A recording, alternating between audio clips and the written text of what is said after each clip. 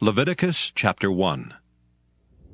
And the Lord called unto Moses, and spake unto him out of the tabernacle of the congregation, saying, Speak unto the children of Israel, and say unto them, If any man of you bring an offering unto the Lord, ye shall bring your offering of the cattle, even of the herd and of the flock.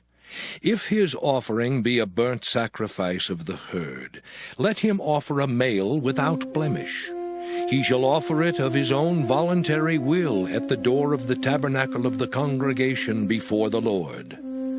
And he shall put his hand upon the head of the burnt offering, and it shall be accepted for him to make atonement for him. And he shall kill the bullock before the Lord. And the priests, Aaron's sons, shall bring the blood, and sprinkle the blood round about upon the altar that is by the door of the tabernacle of the congregation. And he shall flay the burnt offering, and cut it into his pieces. And the sons of Aaron the priest shall put fire upon the altar, and lay the wood in order upon the fire. And the priests, Aaron's sons, shall lay the parts, the head and the fat, in order upon the wood that is on the fire, which is upon the altar. But his inwards and his legs shall he wash in water, and the priest shall burn all on the altar, to be a burnt sacrifice, an offering made by fire, of a sweet savor unto the Lord. And if his offering be of the flocks, namely of the sheep or of the goats, for a burnt sacrifice, he shall bring it a male without blemish. And he shall kill it on the side of the altar northward before the Lord. And the priests, Aaron's sons, shall sprinkle his blood round about upon the altar. And he shall cut it into his pieces, with his head and his fat, and the priest shall lay them in order on the wood that is on the fire which is upon the altar. But he shall wash the inwards and the legs with water, and the priest shall bring it all, and burn it upon the altar. It is a burnt sacrifice, an offering made by fire, of a sweet savor unto the Lord. And if the burnt sacrifice for his offering to the Lord be of fowls, then he shall bring his offering of turtle doves or of young pigeons. And the priest shall bring it unto the altar, and wring off his head, and burn it on the altar. And the blood thereof shall be wrung out at the side of the altar.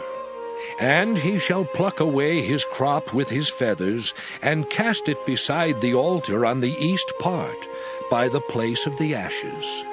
And he shall cleave it with the wings thereof, but shall not divide it asunder.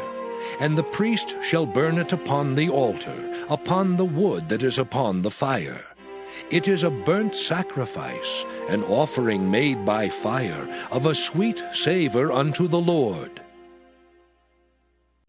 Leviticus chapter 2. And when any will offer a meat offering unto the Lord, his offering shall be of fine flour, and he shall pour oil upon it, and put frankincense thereon. And he shall bring it to Aaron's sons the priests, and he shall take thereout his handful of the flour thereof, and of the oil thereof, with all the frankincense thereof. And the priest shall burn the memorial of it upon the altar, to be an offering made by fire, of a sweet savor unto the Lord. And the remnant of the meat offering shall be Aaron's and his sons. It is a thing most holy of the offerings of the Lord made by fire. And if thou bring an oblation of a meat offering baken in the oven, it shall be unleavened cakes of fine flour mingled with oil, or unleavened wafers anointed with oil. And if thy oblation be a meat offering baken in a pan, it shall be of fine flour unleavened mingled with oil. Thou shalt part it in pieces, and pour oil thereon. It is a meat offering. And if thy oblation be a meat offering baken in the frying pan, it shall be made of fine flour with oil. And thou shalt bring the meat offering that is made of these things unto the Lord. And when it is presented unto the priest, he shall bring it unto the altar. And the priest shall take from the meat offering a memorial thereof, and shall burn it upon the altar. It is an offering made by fire, of a sweet savour unto the Lord. And that which is left of the meat offering shall be Aaron's and his sons'. It is a thing most holy of the offerings of the Lord, made by fire. No meat offering which ye shall bring unto the Lord shall be made with leaven, for ye shall burn no leaven, nor any honey, in any offering of the Lord made by fire. As for the oblation of the first fruits, ye shall offer them unto the Lord. But they shall not be burnt on the altar for a sweet savour.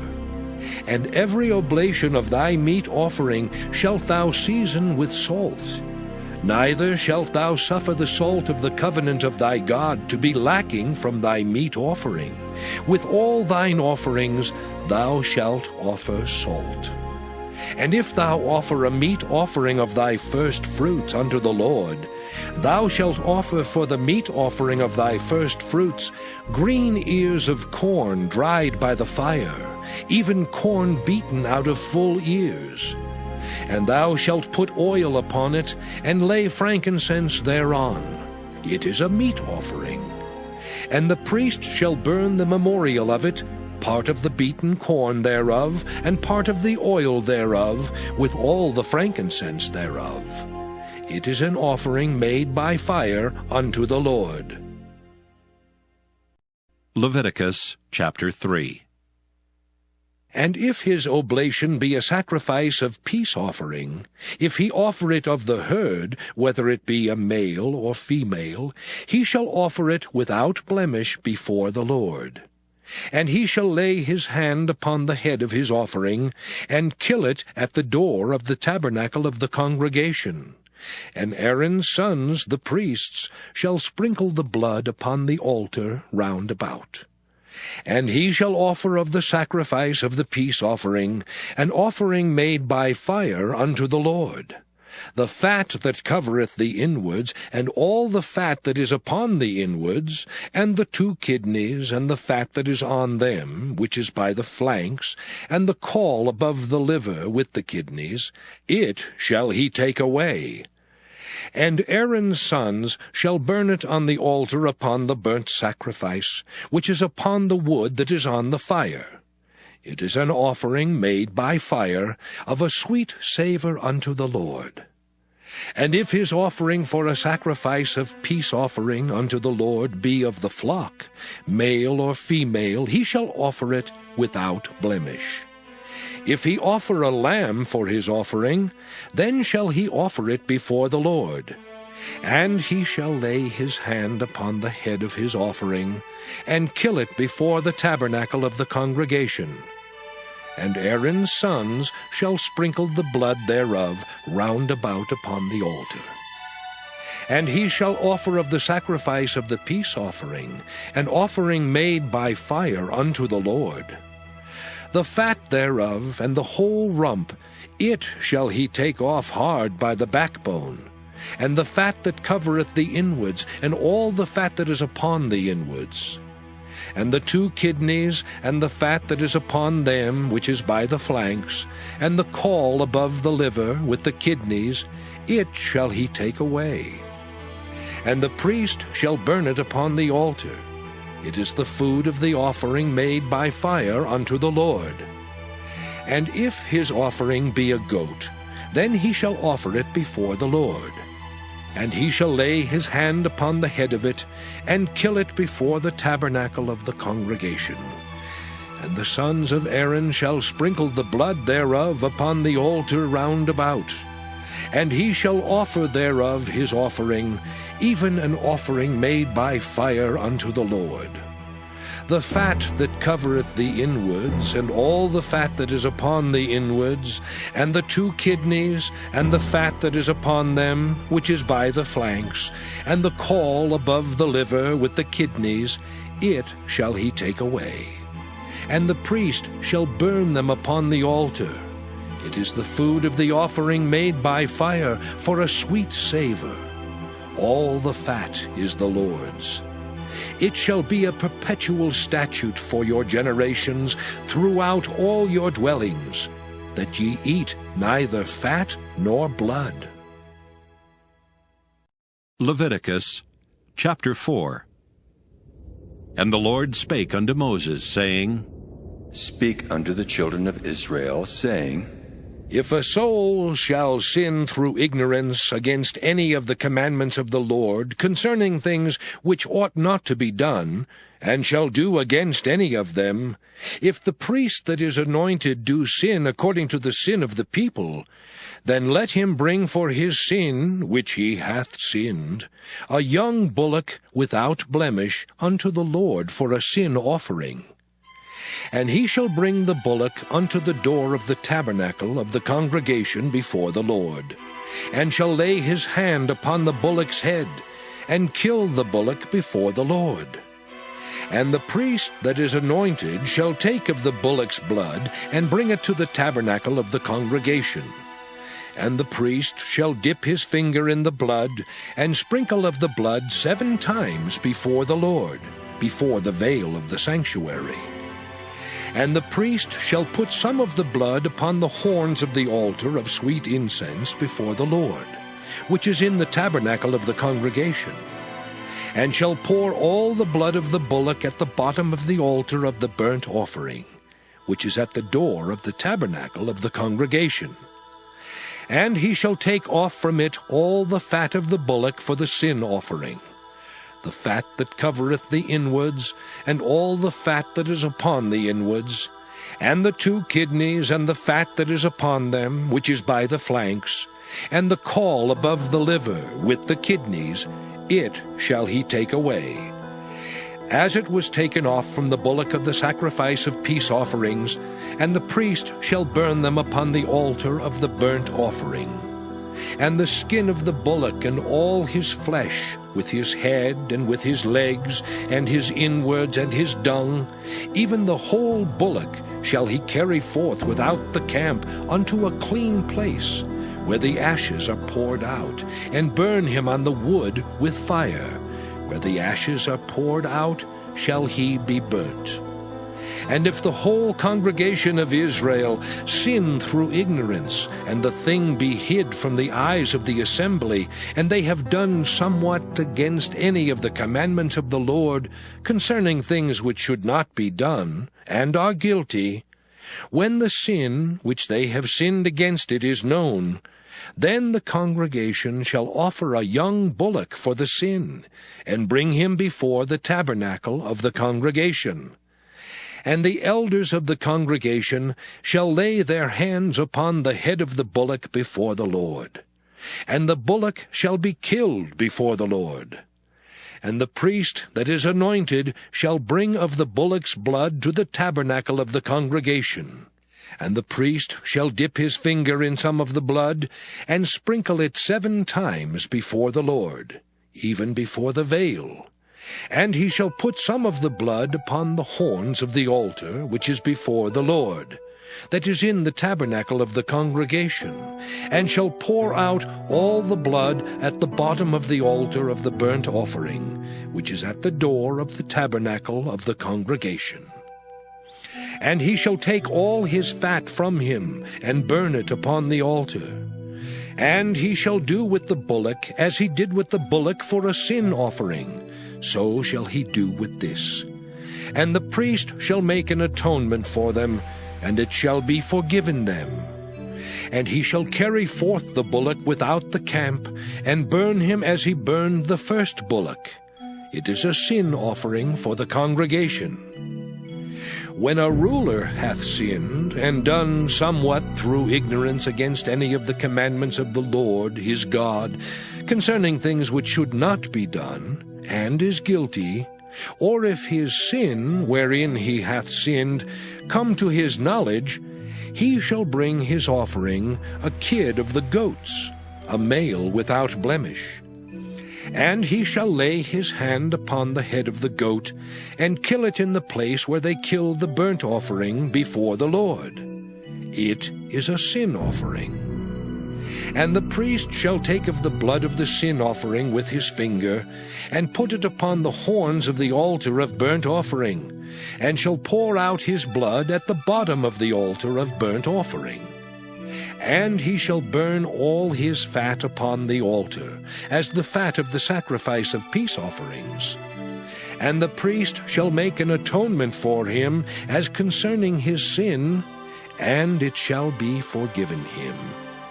And if any one of the common people sin through ignorance, while he doeth somewhat against any of the commandments of the Lord, concerning things which ought not to be done, and be guilty, or if his sin which he hath sinned come to his knowledge, then he shall bring his offering, a kid of the goats, a female without blemish, for his sin which he hath sinned.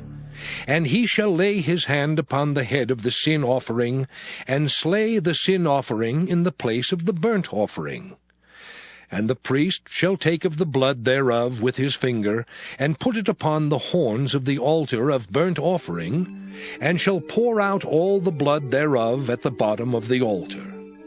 And he shall take away all the fat thereof, as the fat is taken away from off the sacrifice of peace offerings. And the priest shall burn it upon the altar for a sweet savour unto the Lord. And the priest shall make an atonement for him, and it shall be forgiven him. And if he bring a lamb for a sin offering, he shall bring it a female without blemish. And he shall lay his hand upon the head of the sin offering, and slay it for a sin offering in the place where they kill the burnt offering. And the priest shall take of the blood of the sin offering with his finger, and put it upon the horns of the altar of burnt offering, and shall pour out all the blood thereof at the bottom of the altar. And he shall take away all the fat thereof, as the fat of the lamb is taken away from the sacrifice of the peace offerings. And the priest shall burn them upon the altar, according to the offerings made by fire unto the Lord. And the priest shall make an atonement for his sin that he hath committed, and it shall be forgiven him. Leviticus chapter 5. And if a soul sin, and hear the voice of swearing, and is a witness, whether he hath seen or known of it, if he do not utter it, then he shall bear his iniquity. Or if a soul touch any unclean thing, whether it be a carcass of an unclean beast, or a carcass of unclean cattle, or the carcass of unclean creeping things, and if it be hidden from him, he also shall be unclean and guilty. Or if he touch the uncleanness of man, whatsoever uncleanness it be, that a man shall be defiled withal, and it be hid from him, when he knoweth of it, then he shall be guilty. Or if a soul swear, pronouncing with his lips to do evil, or to do good, whatsoever it be that a man shall pronounce with an oath, and it be hid from him, when he knoweth of it, then he shall be guilty in one of these. And it shall be, when he shall be guilty in one of these things, that he shall confess that he hath sinned in that thing. And he shall bring his trespass offering unto the Lord for his sin which he hath sinned, a female from the flock, a lamb or a kid of the goats for a sin offering. And the priest shall make an atonement for him concerning his sin.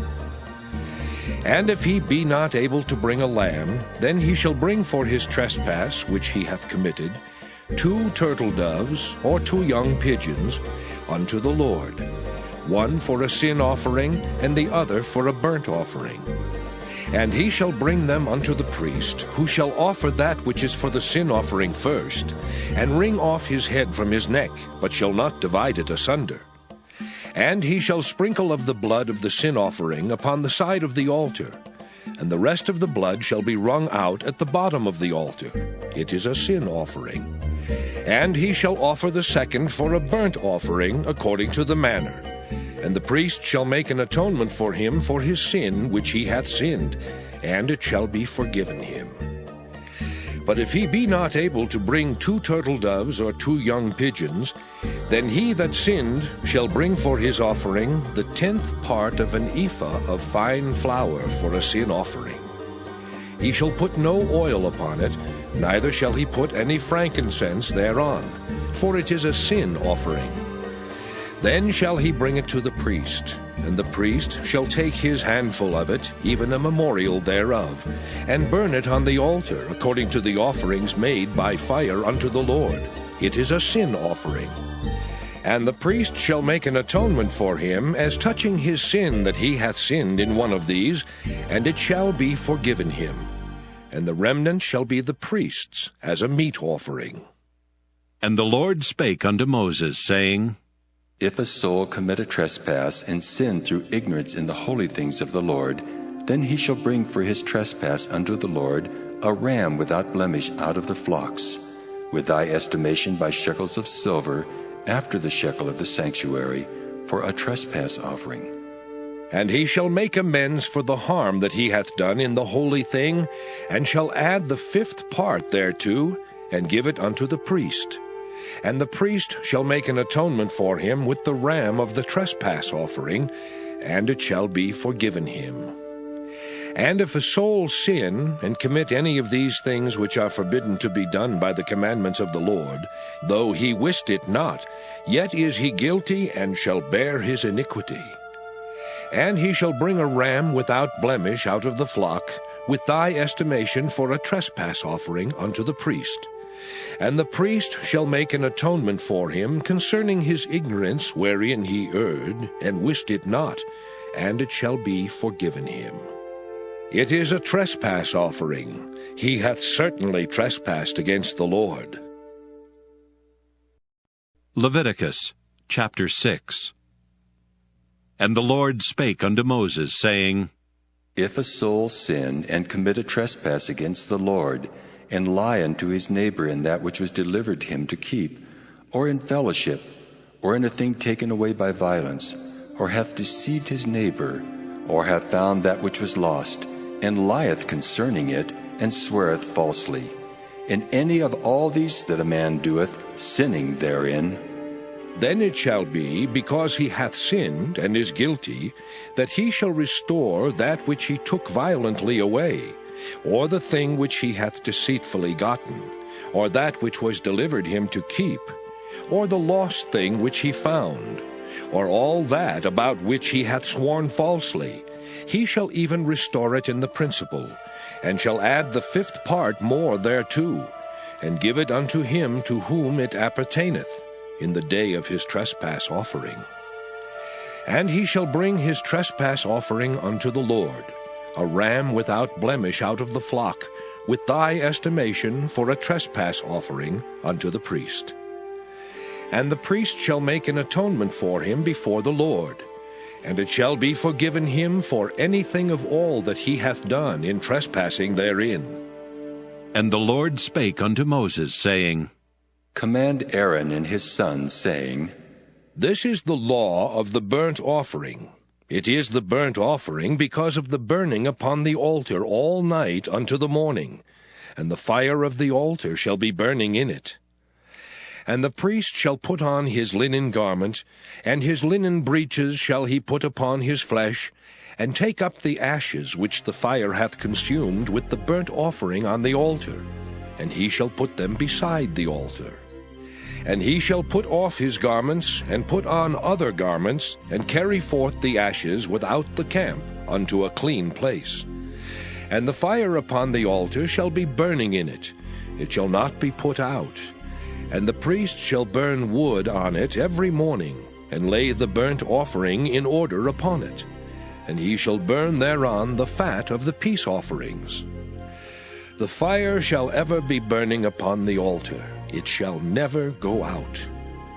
And this is the law of the meat offering. The sons of Aaron shall offer it before the Lord, before the altar.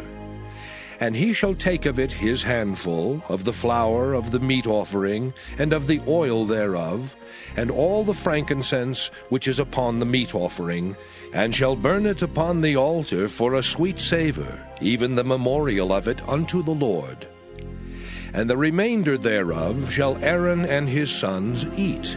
With unleavened bread shall it be eaten in the holy place. In the court of the tabernacle of the congregation they shall eat it. It shall not be baken with leaven. I have given it unto them for their portion of my offerings made by fire. It is most holy, as is the sin offering, and as the trespass offering. All the males among the children of Aaron shall eat of it.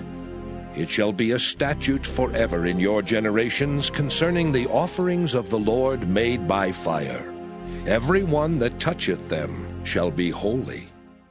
And the Lord spake unto Moses, saying, This is the offering of Aaron and of his sons, which they shall offer unto the Lord in the day when he is anointed. The 10th part of an ephah of fine flour for a meat offering perpetual, half of it in the morning, and half thereof at night. In a pan it shall be made with oil, and when it is baken, thou shalt bring it in, and the baken pieces of the meat offering shalt thou offer for a sweet savor unto the Lord. And the priest of his sons that is anointed in his stead shall offer it. It is a statute forever unto the Lord. It shall be wholly burnt. For every meat offering for the priest shall be wholly burnt. It shall not be eaten. And the Lord spake unto Moses, saying, Speak unto Aaron and to his sons, saying, This is the law of the sin offering. In the place where the burnt offering is killed, shall the sin offering be killed before the Lord. It is most holy. The priest that offereth it for sin shall eat it. In the holy place shall it be eaten, in the court of the tabernacle of the congregation. Whatsoever shall touch the flesh thereof shall be holy. And when there is sprinkled of the blood thereof upon any garment, thou shalt wash that whereon it was sprinkled in the holy place. But the earthen vessel wherein it is sodden shall be broken. And if it be sodden in a brazen pot, it shall be both scoured and rinsed in water. All the males among the priests shall eat thereof. It is most holy. And no sin offering, whereof any of the blood is brought into the tabernacle of the congregation to reconcile with all in the holy place, shall be eaten. It shall be burnt in the fire. Leviticus chapter 7. Likewise, this is the law of the trespass offering. It is most holy. In the place where they kill the burnt offering shall they kill the trespass offering, and the blood thereof shall he sprinkle round about upon the altar. And he shall offer of it all the fat thereof, the rump and the fat that covereth the inwards, and the 2 kidneys and the fat that is on them, which is by the flanks, and the caul that is above the liver, with the kidneys, it shall he take away. And the priest shall burn them upon the altar for an offering made by fire unto the Lord. It is a trespass offering. Every male among the priests shall eat thereof. It shall be eaten in the holy place. It is most holy. As the sin offering is, so is the trespass offering. There is one law for them. The priest that maketh atonement therewith shall have it. And the priest that offereth any man's burnt offering, even the priest shall have to himself the skin of the burnt offering which he hath offered. And all the meat offering that is baken in the oven, and all that is dressed in the frying pan and in the pan, shall be the priest's that offereth it. And every meat offering mingled with oil and dry shall all the sons of Aaron have, one as much as another. And this is the law of the sacrifice of peace offerings, which he shall offer unto the Lord. If he offer it for a thanksgiving, then he shall offer with the sacrifice of thanksgiving unleavened cakes mingled with oil, and unleavened wafers anointed with oil, and cakes mingled with oil of fine flour, fried. Besides the cakes, he shall offer for his offering leavened bread with the sacrifice of thanksgiving of his peace offerings. And of it he shall offer one out of the whole oblation for an heave offering unto the Lord. And it shall be the priest's that sprinkleth the blood of the peace offerings. And the flesh of the sacrifice of his peace offerings for thanksgiving shall be eaten the same day that it is offered. He shall not leave any of it until the morning. But if the sacrifice of his offering be a vow, or a voluntary offering, it shall be eaten the same day that he offereth his sacrifice, and on the morrow also the remainder of it shall be eaten. But the remainder of the flesh of the sacrifice on the third day shall be burnt with fire. And if any of the flesh of the sacrifice of his peace offerings be eaten at all on the third day, it shall not be accepted, neither shall it be imputed unto him that offereth it. It shall be an abomination, and the soul that eateth of it shall bear his iniquity. And the flesh that toucheth any unclean thing shall not be eaten, it shall be burnt with fire. And as for the flesh, all that be clean shall eat thereof. But the soul that eateth of the flesh of the sacrifice of peace offerings, that pertain unto the Lord, having his uncleanness upon him, even that soul shall be cut off from his people. Moreover, the soul that shall touch any unclean thing, as the uncleanness of man, or any unclean beast, or any abominable unclean thing, and eat of the flesh of the sacrifice of peace offerings, which pertain unto the Lord, even that soul shall be cut off from his people. And the Lord spake unto Moses, saying, Speak unto the children of Israel, saying, Ye shall eat no manner of fat, of ox, or of sheep, or of goat. And the fat of the beast that dieth of itself, and the fat of that which is torn with beasts, may be used in any other use, but ye shall in no wise eat of it. For whosoever eateth the fat of the beast, of which men offer an offering made by fire unto the Lord, even the soul that eateth it shall be cut off from his people. Moreover, ye shall eat no manner of blood, whether it be of fowl or of beast, in any of your dwellings.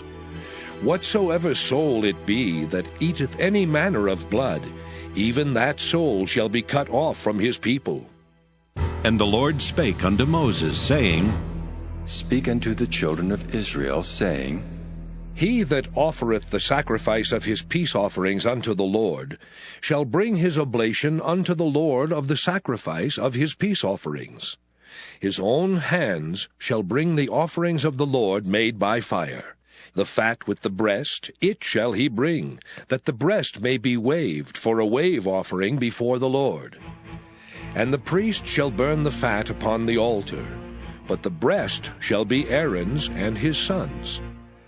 And the right shoulder shall ye give unto the priest for an heave offering of the sacrifices of your peace offerings.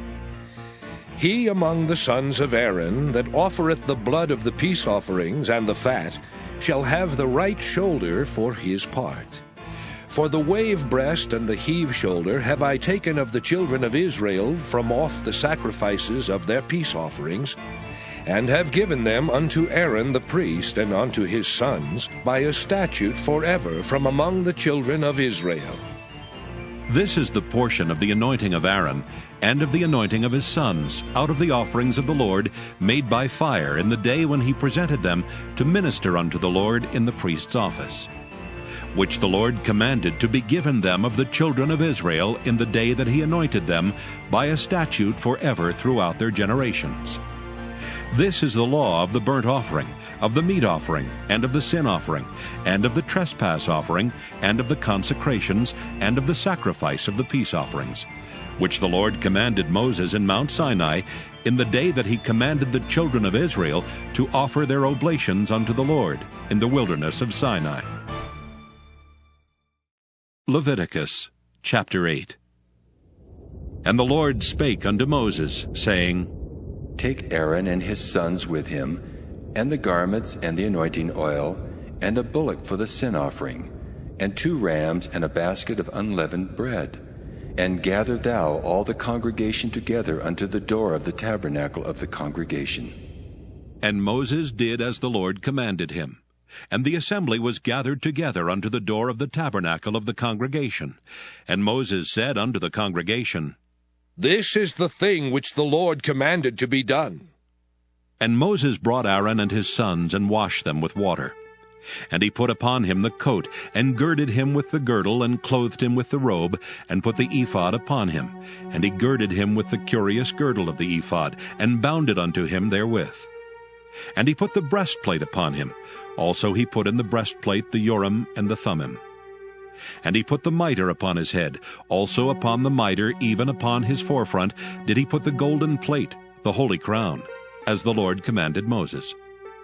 And Moses took the anointing oil, and anointed the tabernacle and all that was therein, and sanctified them.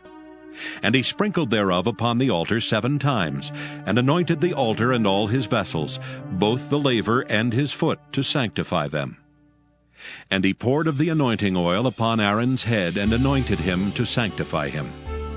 And Moses brought Aaron's sons, and put coats upon them, and girded them with girdles, and put bonnets upon them, as the Lord commanded Moses. And he brought the bullock for the sin offering, and Aaron and his sons laid their hands upon the head of the bullock for the sin offering.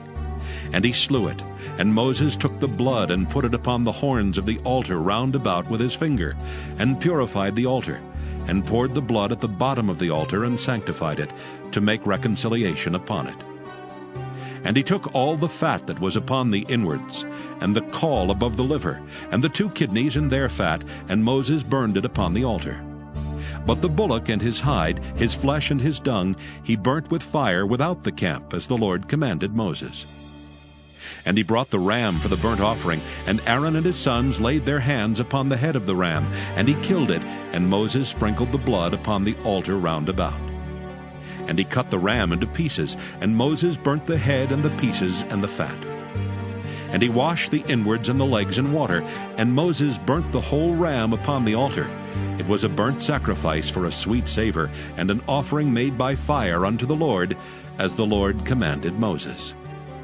And he brought the other ram, the ram of consecration, and Aaron and his sons laid their hands upon the head of the ram, and he slew it. And Moses took of the blood of it, and put it upon the tip of Aaron's right ear, and upon the thumb of his right hand, and upon the great toe of his right foot. And he brought Aaron's sons, and Moses put of the blood upon the tip of their right ear, and upon the thumbs of their right hands, and upon the great toes of their right feet. And Moses sprinkled the blood upon the altar round about. And he took the fat and the rump, and all the fat that was upon the inwards, and the caul above the liver, and the 2 kidneys and their fat, and the right shoulder. And out of the basket of unleavened bread that was before the Lord, he took 1 unleavened cake, and a cake of oiled bread, and 1 wafer, and put them on the fat, and upon the right shoulder. And he put all upon Aaron's hands, and upon his sons' hands, and waved them for a wave offering before the Lord. And Moses took them from off their hands, and burnt them on the altar upon the burnt offering. They were consecrations for a sweet savor. It is an offering made by fire unto the Lord. And Moses took the breast, and waved it for a wave offering before the Lord. For of the ram of consecration it was Moses' part, as the Lord commanded Moses. And Moses took of the anointing oil, and of the blood which was upon the altar, and sprinkled it upon Aaron, and upon his garments, and upon his sons, and upon his sons' garments with him, and sanctified Aaron and his garments, and his sons' garments with him. And Moses said unto Aaron and to his sons, Boil the flesh at the door of the tabernacle of the congregation, and there eat it with the bread that is in the basket of consecrations, as I commanded, saying, Aaron and his sons shall eat it. And that which remaineth of the flesh and of the bread shall ye burn with fire. And ye shall not go out of the door of the tabernacle of the congregation in 7 days, until the days of your consecration be at an end. For 7 days shall he consecrate you. As he hath done this day, so the Lord hath commanded to do, to make an atonement for you. Therefore shall ye abide at the door of the tabernacle of the congregation day and night 7 days, and keep the charge of the Lord, that ye die not, for so I am commanded. So Aaron and his sons did all things which the Lord commanded by the hand of Moses. Leviticus chapter 9. And it came to pass on the 8th day that Moses called Aaron and his sons and the elders of Israel. And he said unto Aaron, Take thee a young calf for a sin offering, and a ram for a burnt offering, without blemish, and offer them before the Lord. And unto the children of Israel thou shalt speak, saying, Take ye a kid of the goats for a sin offering, and a calf and a lamb, both of the first year, without blemish, for a burnt offering. Also a bullock and a ram for peace offerings, to sacrifice before the Lord. And a meat offering mingled with oil. For today the Lord will appear unto you. And they brought that which Moses commanded before the tabernacle of the congregation.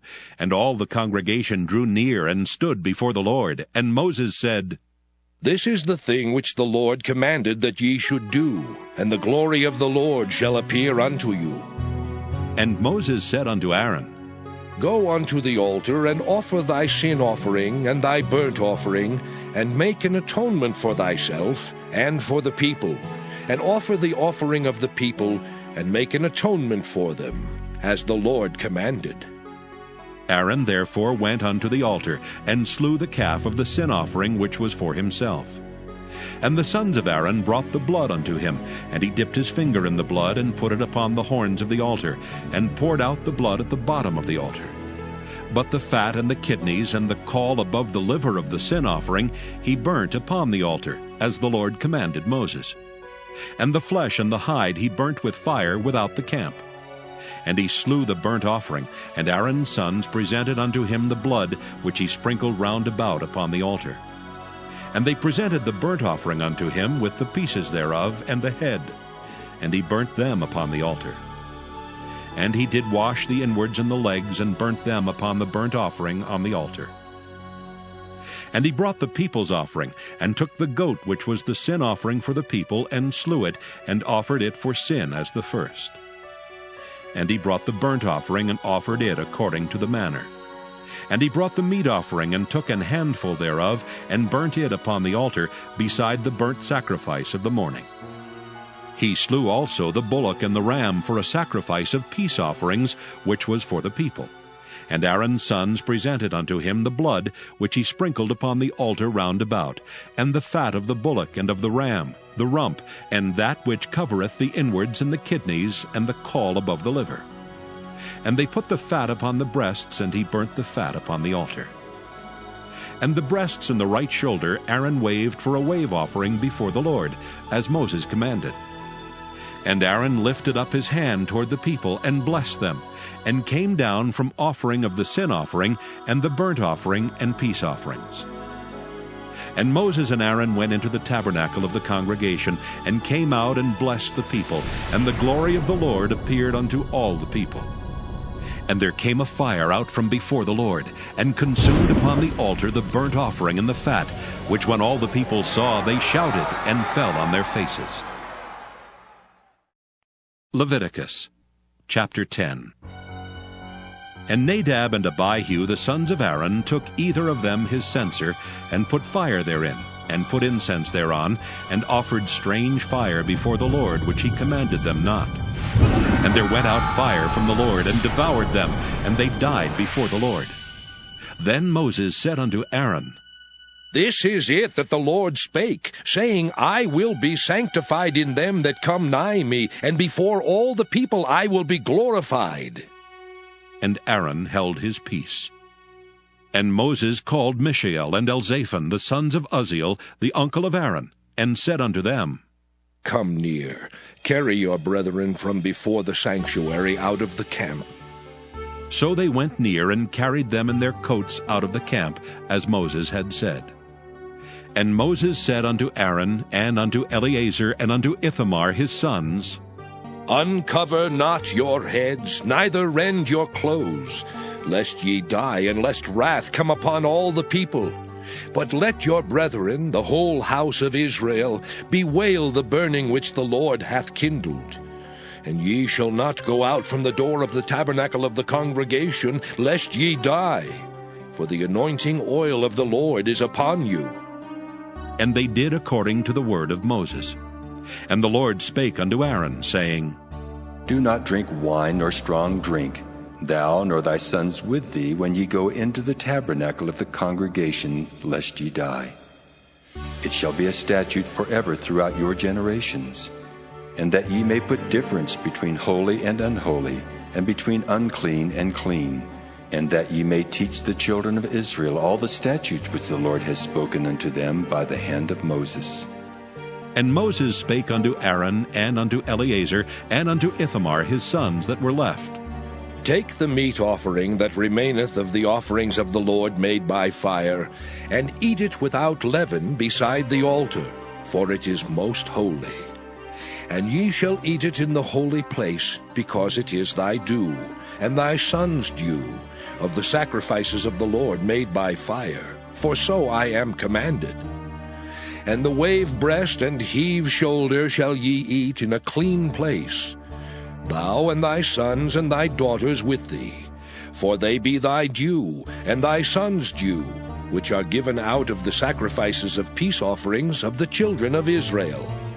The heave shoulder and the wave breast shall they bring with the offerings made by fire of the fat, to wave it for a wave offering before the Lord. And it shall be thine and thy sons with thee, by a statute forever, as the Lord hath commanded. And Moses diligently sought the goat of the sin offering, and behold, it was burnt. And he was angry with Eleazar and Ithamar the sons of Aaron, which were left alive, saying, Wherefore have ye not eaten the sin offering in the holy place, seeing it is most holy? And God hath given it you to bear the iniquity of the congregation, to make atonement for them before the Lord. Behold, the blood of it was not brought in within the holy place. Ye should indeed have eaten it in the holy place, as I commanded. And Aaron said unto Moses, Behold, this day have they offered their sin offering and their burnt offering before the Lord, and such things have befallen me. And if I had eaten the sin offering today, should it have been accepted in the sight of the Lord? And when Moses heard that, he was content. Leviticus chapter 11. And the Lord spake unto Moses and to Aaron, saying unto them, Speak unto the children of Israel, saying, These are the beasts which ye shall eat among all the beasts that are on the earth. Whatsoever parteth the hoof, and is cloven-footed, and cheweth the cud among the beasts, that shall ye eat. Nevertheless, these shall ye not eat of them that chew the cud, or of them that divide the hoof, as the camel, because he cheweth the cud, but divideth not the hoof. He is unclean unto you. And the coney, because he cheweth the cud, but divideth not the hoof. He is unclean unto you. And the hare, because he cheweth the cud, but divideth not the hoof. He is unclean unto you. And the swine, though he divide the hoof, and be cloven-footed, yet he cheweth not the cud. He is unclean to you. Of their flesh shall ye not eat, and their carcass shall ye not touch. They are unclean to you. These shall ye eat of all that are in the waters. Whatsoever hath fins and scales in the waters, in the seas and in the rivers, them shall ye eat. And all that have not fins and scales in the seas and in the rivers, of all that move in the waters, and of any living thing which is in the waters, they shall be an abomination unto you.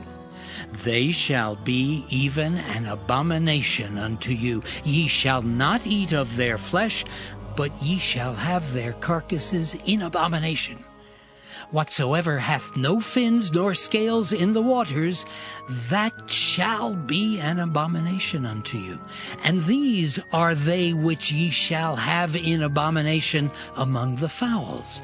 They shall not be eaten, they are an abomination: the eagle, and the ossifrage, and the osprey, and the vulture, and the kite after his kind, every raven after his kind, and the owl, and the nighthawk, and the cuckoo, and the hawk after his kind, and the little owl, and the cormorant, and the great owl, and the swan, and the pelican, and the gyre eagle, and the stork, the heron after her kind, and the lapwing, and the bat.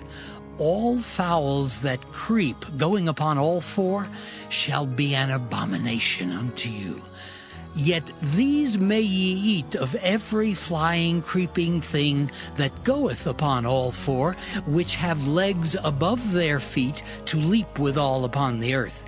Even these of them ye may eat, the locust after his kind, and the bald locust after his kind, and the beetle after his kind, and the grasshopper after his kind. But all other flying, creeping things which have 4 feet shall be an abomination unto you. And for these ye shall be unclean. Whosoever toucheth the carcass of them shall be unclean until the even. And whosoever beareth aught of the carcass of them shall wash his clothes, and be unclean until the even. The carcasses of every beast which divideth the hoof, and is not cloven-footed, nor cheweth the cud, are unclean unto you. Every one that toucheth them shall be unclean. And whatsoever goeth upon his paws, among all manner of beasts that go on all 4, those are unclean unto you. Whoso toucheth their carcass shall be unclean until the even. And he that beareth the carcass of them shall wash his clothes, and be unclean until the even. They are unclean unto you.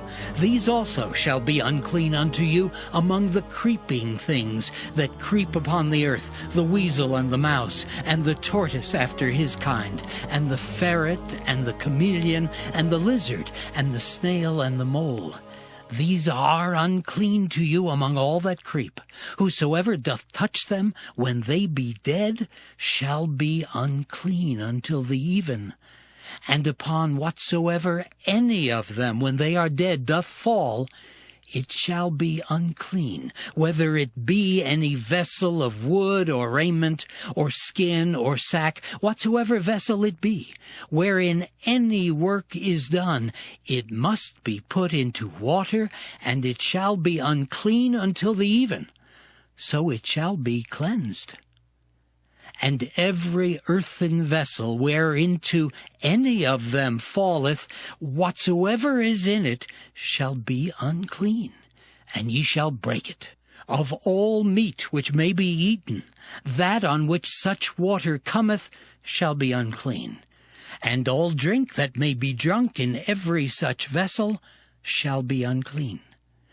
And every thing whereupon any part of their carcass falleth shall be unclean, whether it be oven or ranges for pots, they shall be broken down, for they are unclean, and shall be unclean unto you. Nevertheless, a fountain or pit, wherein there is plenty of water, shall be clean, but that which toucheth their carcass shall be unclean. And if any part of their carcass fall upon any sowing seed which is to be sown, it shall be clean. But if any water be put upon the seed, and any part of their carcass fall thereon, it shall be unclean unto you. And if any beast of which ye may eat die, he that toucheth the carcass thereof shall be unclean until the even. And he that eateth of the carcass of it shall wash his clothes, and be unclean until the even. He also that beareth the carcass of it shall wash his clothes, and be unclean until the even. And every creeping thing that creepeth upon the earth shall be an abomination. It shall not be eaten. Whatsoever goeth upon the belly, and whatsoever goeth upon all 4, or whatsoever hath more feet among all creeping things that creep upon the earth, them ye shall not eat, for they are an abomination. Ye shall not make yourselves abominable with any creeping thing that creepeth. neither shall ye make yourselves unclean with them, that ye should be defiled thereby. For I am the Lord your God. Ye shall therefore sanctify yourselves, and ye shall be holy, for I am holy. Neither shall ye defile yourselves with any manner of creeping thing that creepeth upon the earth. For I am the Lord that bringeth you up out of the land of Egypt to be your God. Ye shall therefore be holy, for I am holy. This is the law of the beasts and of the fowl, and of every living creature that moveth in the waters, and of every creature that creepeth upon the earth, to make a difference between the unclean and the clean, and between the beast that may be eaten and the beast that may not be eaten. Leviticus chapter 12. And the Lord spake unto Moses, saying, Speak unto the children of Israel, saying, If a woman have conceived seed and born a man-child, then she shall be unclean 7 days. According to the days of the separation for her infirmity shall she be unclean. And in the 8th day the flesh of his foreskin shall be circumcised. And she shall then continue in the blood of her purifying 33 days. She shall touch no hallowed thing, nor come into the sanctuary until the days of her purifying be fulfilled. But if she bear a maid child, then she shall be unclean 2 weeks, as in her separation, and she shall continue in the blood of her purifying 66 days. And when the days of her purifying are fulfilled, for a son or for a daughter, she shall bring a lamb of the 1st year for a burnt offering, and a young pigeon or a turtle-dove for a sin offering unto the door of the tabernacle of the congregation, unto the priest, who shall offer it before the Lord, and make an atonement for her, and she shall be cleansed from the issue of her blood. This is the law for her that hath borne a male or a female. And if she be not able to bring a lamb, then she shall bring 2 turtles, or 2 young pigeons, the one for the burnt offering, and the other for a sin offering. And the priest shall make an atonement for her, and she shall be clean. Leviticus chapter 13. And the Lord spake unto Moses and Aaron, saying, When a man shall have in the skin of his flesh a rising, a scab or bright spot, and it be in the skin of his flesh like the plague of leprosy, then he shall be brought unto Aaron the priest, or unto one of his sons, the priests. And the priest shall look on the plague in the skin of the flesh, and when the hair in the plague is turned white, and the plague in sight be deeper than the skin of his flesh, it is a plague of leprosy, and the priest shall look on him and pronounce him unclean. If the bright spot be white in the skin of his flesh, and in sight be not deeper than the skin, and the hair thereof be not turned white, then the priest shall shut up him that hath the plague 7 days. And the priest shall look on him the 7th day, and behold, if the plague in his sight be at a stay, and the plague spread not in the skin, then the priest shall shut him up 7 days more. And the priest shall look on him again the 7th day, and behold, if the plague be somewhat dark, and the plague spread not in the skin, the priest shall pronounce him clean. It is but a scab, and he shall wash his clothes and be clean. But if the scab spread much abroad in the skin, after that he hath been seen of the priest for his cleansing, he shall be seen of the priest again. And if the priest see that, behold, the scab spreadeth in the skin, then the priest shall pronounce him unclean. It is a leprosy. When the plague of leprosy is in a man, then he shall be brought unto the priest. And the priest shall see him, and behold, if the rising be white in the skin, and it have turned the hair white, and there be quick raw flesh in the rising, it is an old leprosy in the skin of his flesh, and the priest shall pronounce him unclean, and shall not shut him up, for he is unclean. And if a leprosy break out abroad in the skin, and the leprosy cover all the skin of him that hath the plague, from his head even to his foot, wheresoever the priest looketh, then the priest shall consider.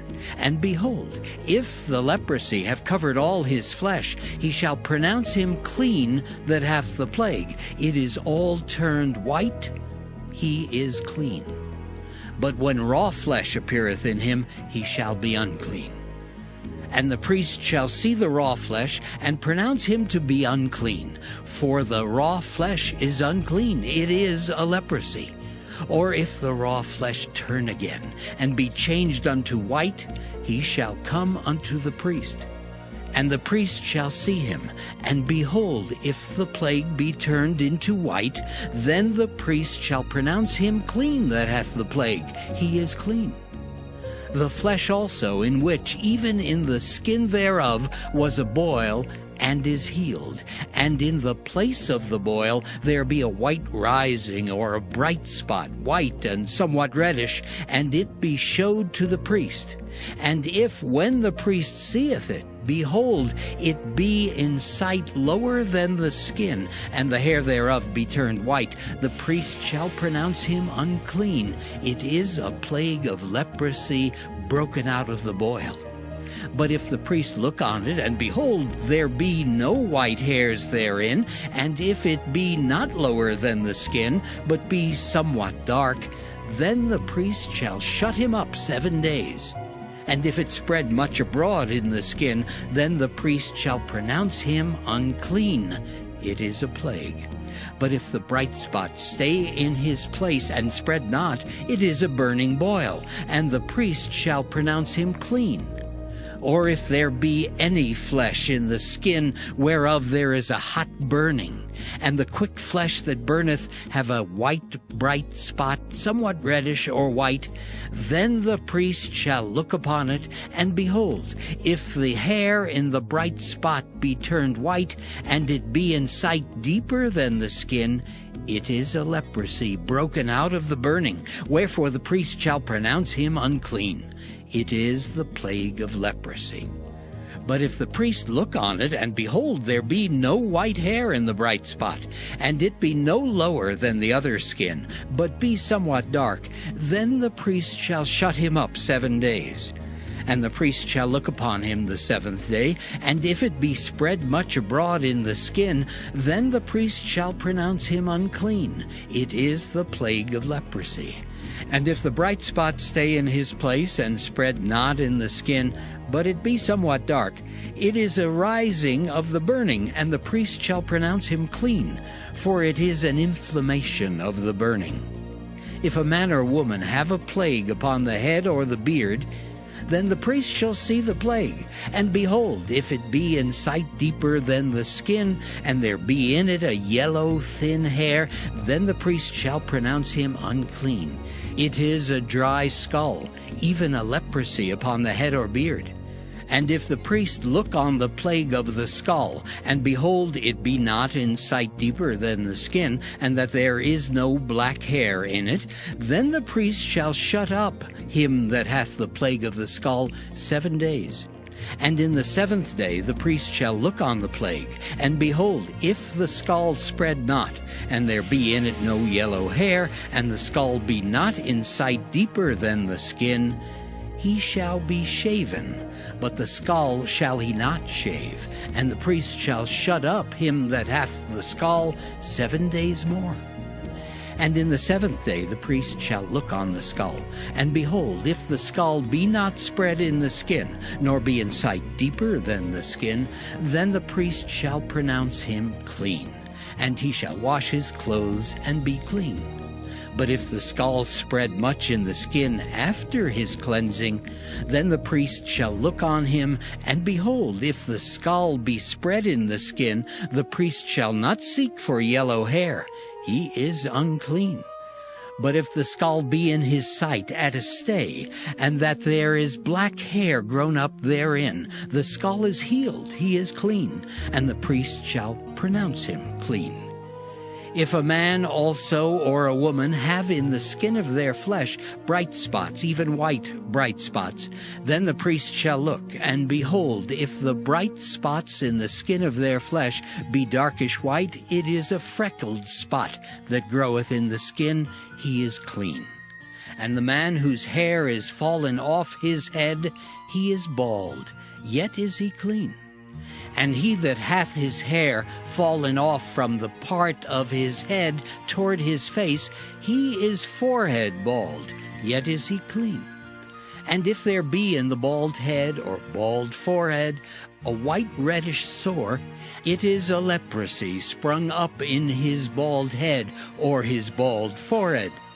Then the priest shall look upon it, and behold, if the rising of the sore be white reddish in his bald head or in his bald forehead, as the leprosy appeareth in the skin of the flesh, he is a leprous man, he is unclean.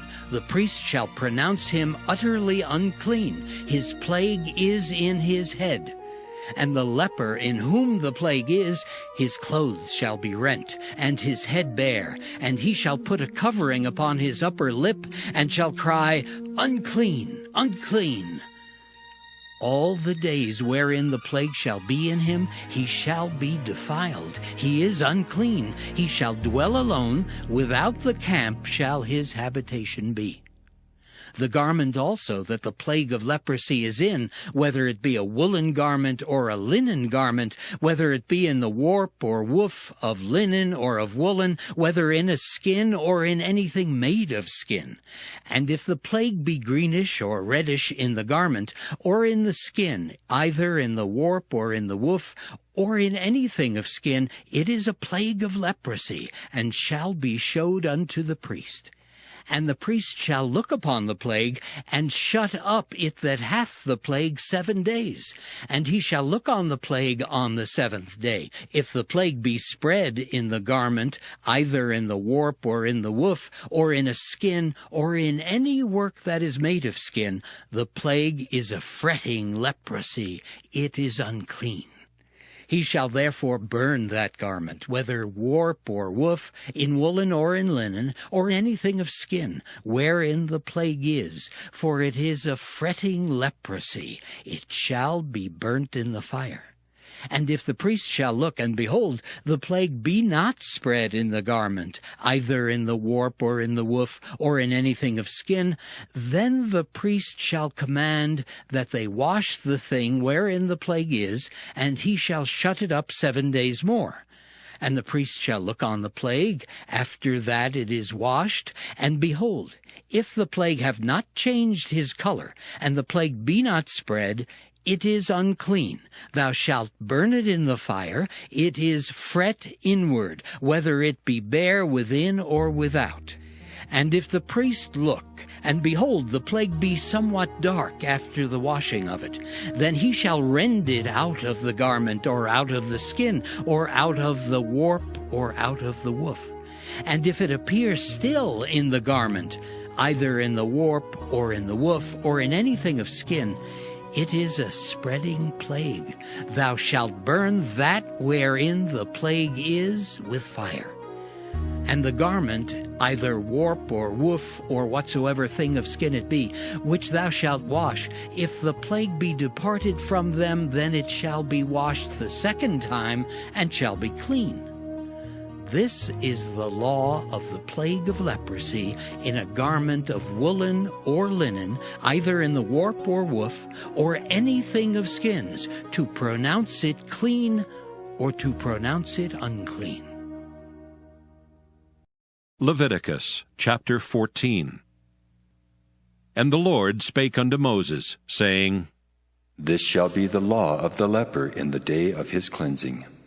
He shall be brought unto the priest, And the priest shall go forth out of the camp, and the priest shall look, and behold, if the plague of leprosy be healed in the leper, then shall the priest command to take for him that is to be cleansed 2 birds alive and clean, and cedar wood, and scarlet and hyssop.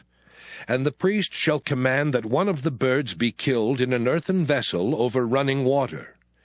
As for the living bird, he shall take it, and the cedar wood, and the scarlet, and the hyssop, and shall dip them and the living bird in the blood of the bird that was killed over the running water. And he shall sprinkle upon him that is to be cleansed from the leprosy 7 times, and shall pronounce him clean, and shall let the living bird loose into the open field. And he that is to be cleansed shall wash his clothes, and shave off all his hair, and wash himself in water, that he may be clean. And after that he shall come into the camp, and shall tarry abroad out of his tent 7 days. But it shall be on the 7th day that he shall shave all his hair off his head, and his beard, and his eyebrows, even all his hair he shall shave off. And he shall wash his clothes, also he shall wash his flesh in water, and he shall be clean. And on the 8th day he shall take 2 he-lambs without blemish, and 1 ewe-lamb of the 1st year without blemish, and 3/10 deals of fine flour for a meat offering, mingled with oil, and 1 log of oil. And the priest that maketh him clean shall present the man that is to be made clean, and those things before the Lord, at the door of the tabernacle of the congregation. And the priest shall take 1 he-lamb, and offer him for a trespass offering, and the log of oil, and wave them for a wave offering before the Lord. And he shall slay the lamb in the place where he shall kill the sin offering and the burnt offering, in the holy place. For as the sin offering is the priest's, so is the trespass offering. It is most holy. And the priest shall take some of the blood of the trespass offering, and the priest shall put it upon the tip of the right ear of him that is to be cleansed, and upon the thumb of his right hand, and upon the great toe of his right foot. And the priest shall take some of the log of oil, and pour it into the palm of his own left hand.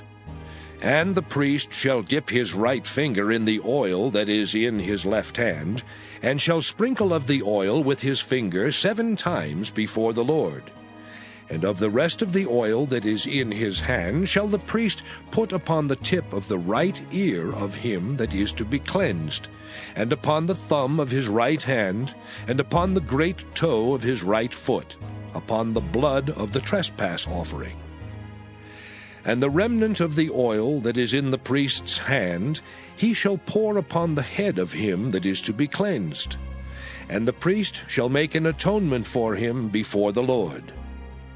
And the priest shall offer the sin offering, and make an atonement for him that is to be cleansed from his uncleanness, and afterward he shall kill the burnt offering. And the priest shall offer the burnt offering and the meat offering upon the altar. And the priest shall make an atonement for him, and he shall be clean. And if he be poor and cannot get so much, then he shall take 1 lamb for a trespass offering to be waved, to make an atonement for him, and 1/10 deal of fine flour mingled with oil for a meat offering, and a log of oil. And 2 turtle doves, or 2 young pigeons, such as he is able to get, and the one shall be a sin offering, and the other a burnt offering. And he shall bring them on the 8th day for his cleansing unto the priest, unto the door of the tabernacle of the congregation before the Lord. And the priest shall take the lamb of the trespass offering, and the log of oil, and the priest shall wave them for a wave offering before the Lord. And he shall kill the lamb of the trespass offering, and the priest shall take some of the blood of the trespass offering, and put it upon the tip of the right ear of him that is to be cleansed, and upon the thumb of his right hand, and upon the great toe of his right foot. And the priest shall pour of the oil into the palm of his own left hand. And the priest shall sprinkle with his right finger some of the oil that is in his left hand 7 times before the Lord. And the priest shall put of the oil that is in his hand upon the tip of the right ear of him that is to be cleansed, and upon the thumb of his right hand, and upon the great toe of his right foot, upon the place of the blood of the trespass offering. And the rest of the oil that is in the priest's hand he shall put upon the head of him that is to be cleansed, to make an atonement for him before the Lord. And he shall offer the one of the turtle doves, or of the young pigeons, such as he can get, even such as he is able to get, the one for a sin offering, and the other for a burnt offering with the meat offering. And the priest shall make an atonement for him that is to be cleansed before the Lord. This is the law of him in whom is the plague of leprosy, whose hand is not able to get that which pertaineth to his cleansing. And the Lord spake unto Moses and unto Aaron, saying, When ye be come into the land of Canaan, which I give to you for a possession, and I put the plague of leprosy in a house of the land of your possession, and he that owneth the house shall come and tell the priest, saying, It seemeth to me there is, as it were, a plague in the house. Then the priest shall command that they empty the house before the priest go into it to see the plague, that all that is in the house be not made unclean. And afterward the priest shall go in to see the house. And he shall look on the plague, and behold, if the plague be in the walls of the house, with hollow strakes, greenish or reddish, which in sight are lower than the wall, then the priest shall go out of the house to the door of the house, and shut up the house 7 days. And the priest shall come again the 7th day, and shall look. And behold, if the plague be spread in the walls of the house, then the priest shall command that they take away the stones in which the plague is, and they shall cast them into an unclean place without the city. And he shall cause the house to be scraped within round about, and they shall pour out the dust that they scrape off without the city into an unclean place. And they shall take other stones, and put them in the place of those stones. And he shall take other mortar, and shall plaster the house. And if the plague come again, and break out in the house, after that he hath taken away the stones, and after he hath scraped the house, and after it is plastered, then the priest shall come and look. And behold, if the plague be spread in the house, it is a fretting leprosy in the house, it is unclean. And he shall break down the house, the stones of it, and the timber thereof, and all the mortar of the house, and he shall carry them forth out of the city into an unclean place. Moreover, he that goeth into the house all the while that it is shut up shall be unclean until the even. And he that lieth in the house shall wash his clothes, and he that eateth in the house shall wash his clothes. And if the priest shall come in and look upon it, and behold, the plague hath not spread in the house after the house was plastered, then the priest shall pronounce the house clean, because the plague is healed. And he shall take to cleanse the house 2 birds, and cedar wood, and scarlet, and hyssop. And he shall kill the one of the birds in an earthen vessel over running water. And he shall take the cedar wood, and the hyssop, and the scarlet, and the living bird, and dip them in the blood of the slain bird, and in the running water, and sprinkle the house 7 times. And he shall cleanse the house with the blood of the bird, and with the running water, and with the living bird, and with the cedar wood, and with the hyssop, and with the scarlet. But he shall let go the living bird out of the city into the open fields, and make an atonement for the house, and it shall be clean. This is the law for all manner of plague of leprosy and skull, and for the leprosy of a garment and of a house, and for a rising, and for a scab, and for a bright spot, to teach when it is unclean and when it is clean. This is the law of leprosy. Leviticus chapter 15. And the Lord spake unto Moses and to Aaron, saying, Speak unto the children of Israel, and say unto them, When any man hath a running issue out of his flesh, because of his issue he is unclean. And this shall be his uncleanness in his issue, whether his flesh run with his issue, or his flesh be stopped from his issue, it is his uncleanness. Every bed whereon he lieth that hath the issue is unclean, and everything whereon he sitteth shall be unclean. And whosoever toucheth his bed shall wash his clothes, and bathe himself in water, and be unclean until the even. And he that sitteth on anything whereon he sat that hath the issue shall wash his clothes, and bathe himself in water, and be unclean until the even. And he that toucheth the flesh of him that hath the issue shall wash his clothes, and bathe himself in water, and be unclean until the even. And if he that hath the issue spit upon him that is clean, then he shall wash his clothes, and bathe himself in water, and be unclean until the even. And what saddle soever he rideth upon that hath the issue shall be unclean. And whosoever toucheth anything that was under him shall be unclean until the even. And he that beareth any of those things shall wash his clothes, and bathe himself in water, and be unclean until the even. And whomsoever he toucheth that hath the issue, and hath not rinsed his hands in water, he shall wash his clothes, and bathe himself in water, and be unclean until the even.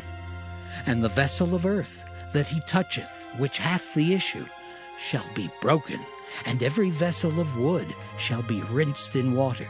And when he that hath an issue is cleansed of his issue, then he shall number to himself 7 days for his cleansing, and wash his clothes, and bathe his flesh in running water, and shall be clean. And on the 8th day he shall take to him 2 turtle doves, or 2 young pigeons, and come before the Lord unto the door of the tabernacle of the congregation, and give them unto the priest. And the priest shall offer them, the one for a sin offering, and the other for a burnt offering. And the priest shall make an atonement for him before the Lord for his issue. And if any man's seed of copulation go out from him, then he shall wash all his flesh in water, and be unclean until the even. And every garment and every skin whereon is the seed of copulation shall be washed with water, and be unclean until the even. The woman also with whom man shall lie with seed of copulation, they shall both bathe themselves in water, and be unclean until the even. And if a woman have an issue, and her issue in her flesh be blood, she shall be put apart 7 days, and whosoever toucheth her shall be unclean until the even. And everything that she lieth upon in her separation shall be unclean. Everything also that she sitteth upon shall be unclean. And whosoever toucheth her bed shall wash his clothes, and bathe himself in water, and be unclean until the even. And whosoever toucheth anything that she sat upon shall wash his clothes, and bathe himself in water, and be unclean until the even. And if it be on her bed, or on anything whereon she sitteth, when he toucheth it, he shall be unclean until the even. And if any man lie with her at all, and her flowers be upon him, he shall be unclean 7 days, and all the bed whereon he lieth shall be unclean. And if a woman have an issue of her blood many days out of the time of her separation, or if it run beyond the time of her separation, all the days of the issue of her uncleanness shall be as the days of her separation. She shall be unclean. Every bed whereon she lieth all the days of her issue shall be unto her as the bed of her separation, and whatsoever she sitteth upon shall be unclean, as the uncleanness of her separation. And whosoever toucheth those things shall be unclean, and shall wash his clothes, and bathe himself in water, and be unclean until the even. But if she be cleansed of her issue, then she shall number to herself 7 days, and after that she shall be clean. And on the 8th day she shall take unto her 2 turtles, or 2 young pigeons, and bring them unto the priest, to the door of the tabernacle of the congregation. And the priest shall offer the one for a sin offering, and the other for a burnt offering. And the priest shall make an atonement for her before the Lord for the issue of her uncleanness. Thus shall ye separate the children of Israel from their uncleanness, that they die not in their uncleanness when they defile my tabernacle that is among them. This is the law of him that hath an issue, and of him whose seed goeth from him, and is defiled therewith, and of her that is sick of her flowers, and of him that hath an issue, of the man and of the woman, and of him that lieth with her that is unclean. Leviticus chapter 16. And the Lord spake unto Moses after the death of the 2 sons of Aaron, when they offered before the Lord, and died. And the Lord said unto Moses, Speak unto Aaron thy brother, that he come not at all times into the holy place, within the veil before the mercy seat which is upon the ark, that he die not. For I will appear in the cloud upon the mercy seat. Thus shall Aaron come into the holy place with a young bullock for a sin offering, and a ram for a burnt offering. He shall put on the holy linen coat, and he shall have the linen breeches upon his flesh, and shall be girded with a linen girdle, and with the linen mitre shall he be attired. These are holy garments. Therefore shall he wash his flesh in water, and so put them on. And he shall take of the congregation of the children of Israel 2 kids of the goats for a sin offering, and 1 ram for a burnt offering. And Aaron shall offer his bullock of the sin offering, which is for himself, and make an atonement for himself and for his house. And he shall take the 2 goats, and present them before the Lord at the door of the tabernacle of the congregation. And Aaron shall cast lots upon the 2 goats, 1 lot for the Lord, and the other lot for the scapegoat. And Aaron shall bring the goat upon which the Lord's lot fell, and offer him for a sin offering. But the goat on which the lot fell to be the scapegoat shall be presented alive before the Lord, to make an atonement with him, and to let him go for a scapegoat into the wilderness. And Aaron shall bring the bullock of the sin offering, which is for himself, and shall make an atonement for himself and for his house, and shall kill the bullock of the sin offering, which is for himself. And he shall take a censer full of burning coals of fire from off the altar before the Lord, and his hands full of sweet incense beaten small, and bring it within the veil. And he shall put the incense upon the fire before the Lord, that the cloud of the incense may cover the mercy seat that is upon the testimony, that he die not. And he shall take of the blood of the bullock, and sprinkle it with his finger upon the mercy seat eastward. And before the mercy seat shall he sprinkle of the blood with his finger 7 times. Then shall he kill the goat of the sin offering that is for the people, and bring his blood within the veil, and do with that blood as he did with the blood of the bullock, and sprinkle it upon the mercy seat, and before the mercy seat. And he shall make an atonement for the holy place, because of the uncleanness of the children of Israel, and because of their transgressions in all their sins. And so shall he do for the tabernacle of the congregation, that remaineth among them in the midst of their uncleanness. And there shall be no man in the tabernacle of the congregation when he goeth in to make an atonement in the holy place, until he come out, and have made an atonement for himself, and for his household, and for all the congregation of Israel. And he shall go out unto the altar that is before the Lord, and make an atonement for it, and shall take of the blood of the bullock and of the blood of the goat, and put it upon the horns of the altar round about.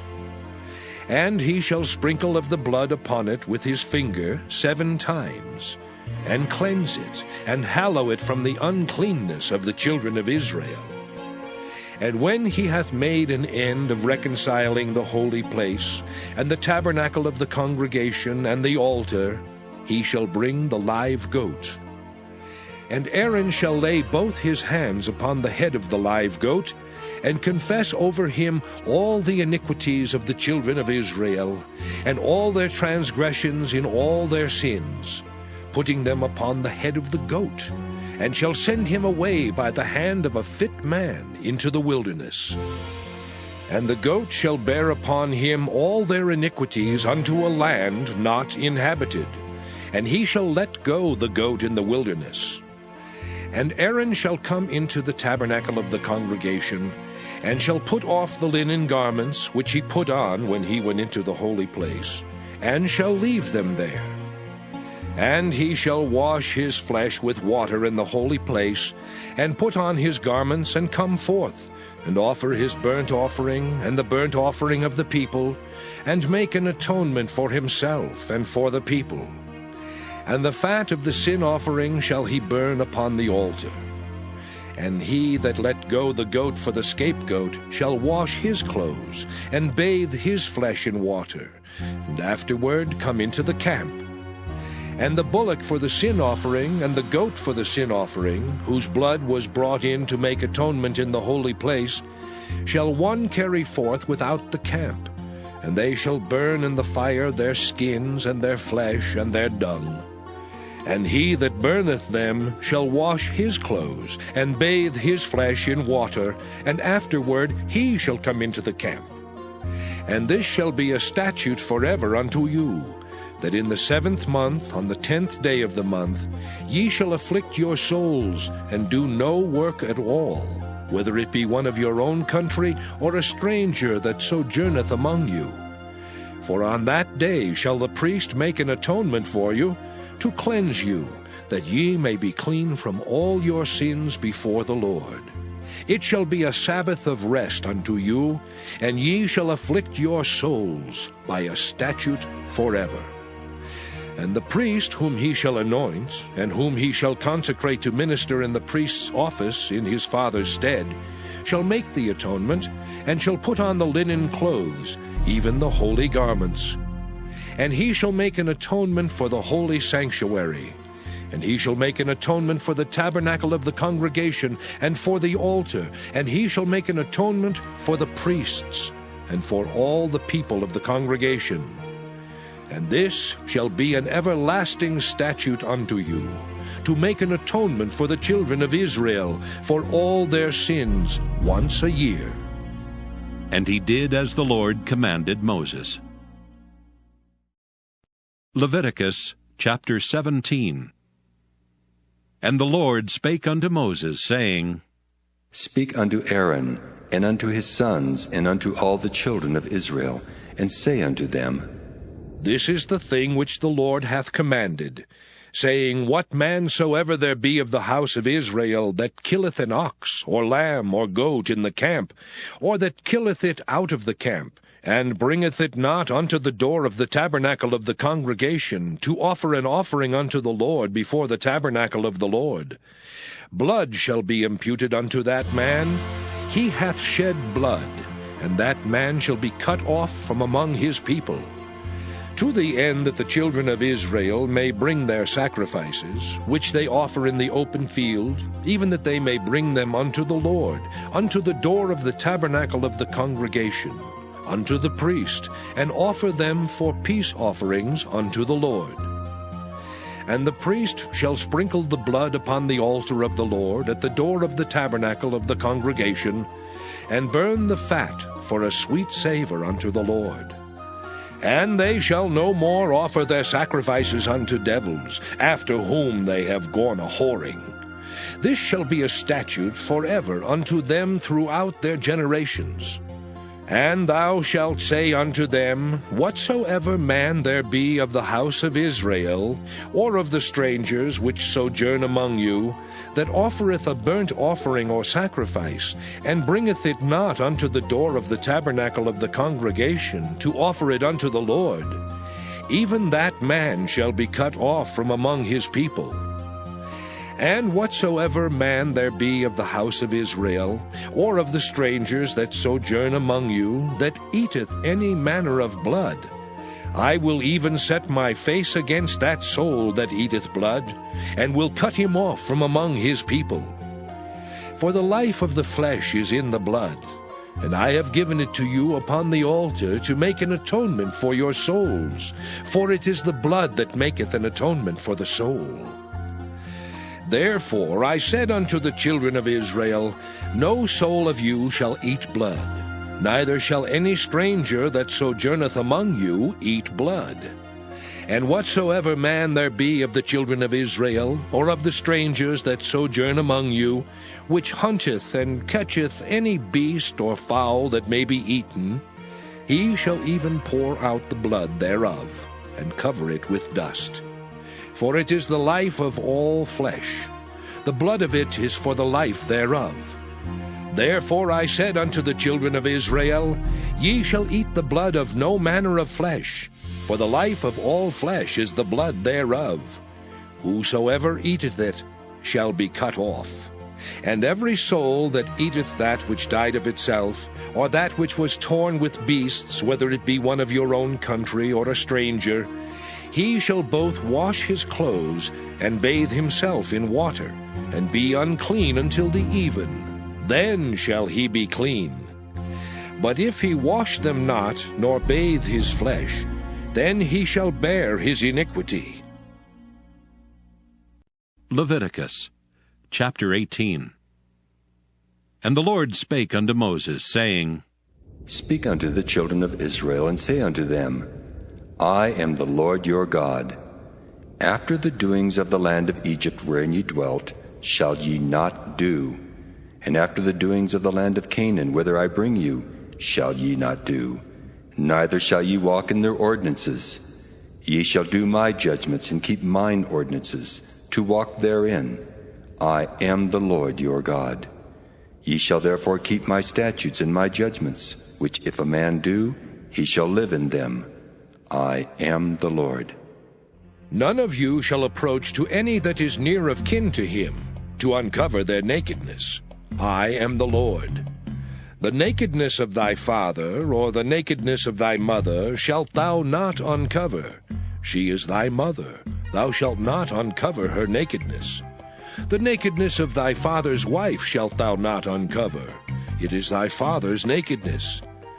The nakedness of thy sister, the daughter of thy father, or daughter of thy mother, whether she be born at home or born abroad, even their nakedness thou shalt not uncover. The nakedness of thy son's daughter, or of thy daughter's daughter, even their nakedness thou shalt not uncover, for theirs is thine own nakedness. The nakedness of thy father's wife's daughter, begotten of thy father, she is thy sister. Thou shalt not uncover her nakedness. Thou shalt not uncover the nakedness of thy father's sister. She is thy father's near kinswoman.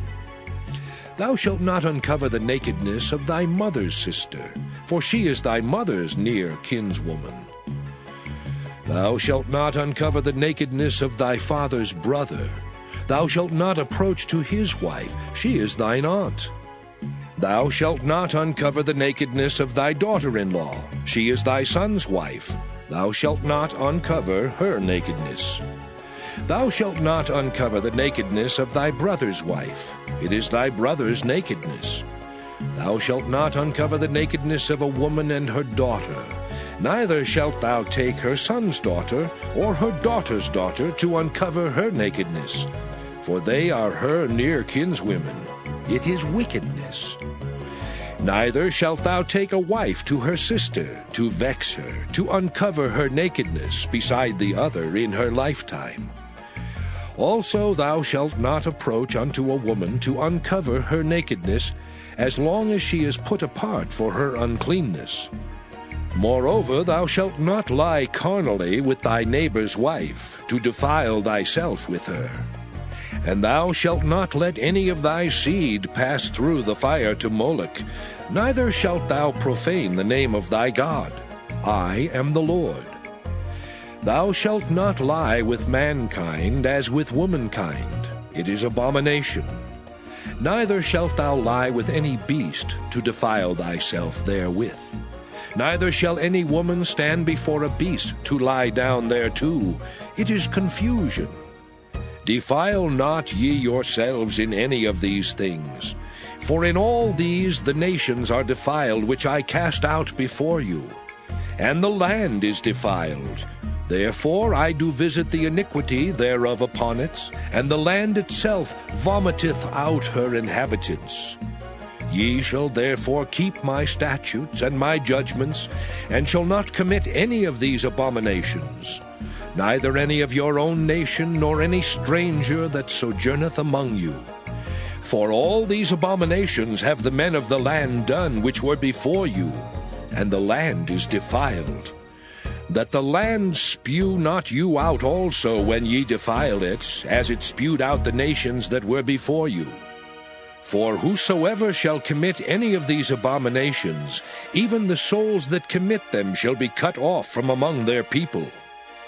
Therefore shall ye keep mine ordinance, that ye commit not any one of these abominable customs which were committed before you, and that ye defile not yourselves therein. I am the Lord your God. Leviticus chapter 19. And the Lord spake unto Moses, saying, Speak unto all the congregation of the children of Israel, and say unto them, Ye shall be holy, for I the Lord your God am holy. Ye shall fear every man his mother and his father, and keep my Sabbaths. I am the Lord your God. Turn ye not unto idols, nor make to yourselves molten gods. I am the Lord your God. And if ye offer a sacrifice of peace offerings unto the Lord, ye shall offer it at your own will. It shall be eaten the same day ye offer it, and on the morrow. And if aught remain until the third day, it shall be burnt in the fire. And if it be eaten at all on the third day, it is abominable. It shall not be accepted. Therefore every one that eateth it shall bear his iniquity, because he hath profaned the hallowed thing of the Lord, and that soul shall be cut off from among his people.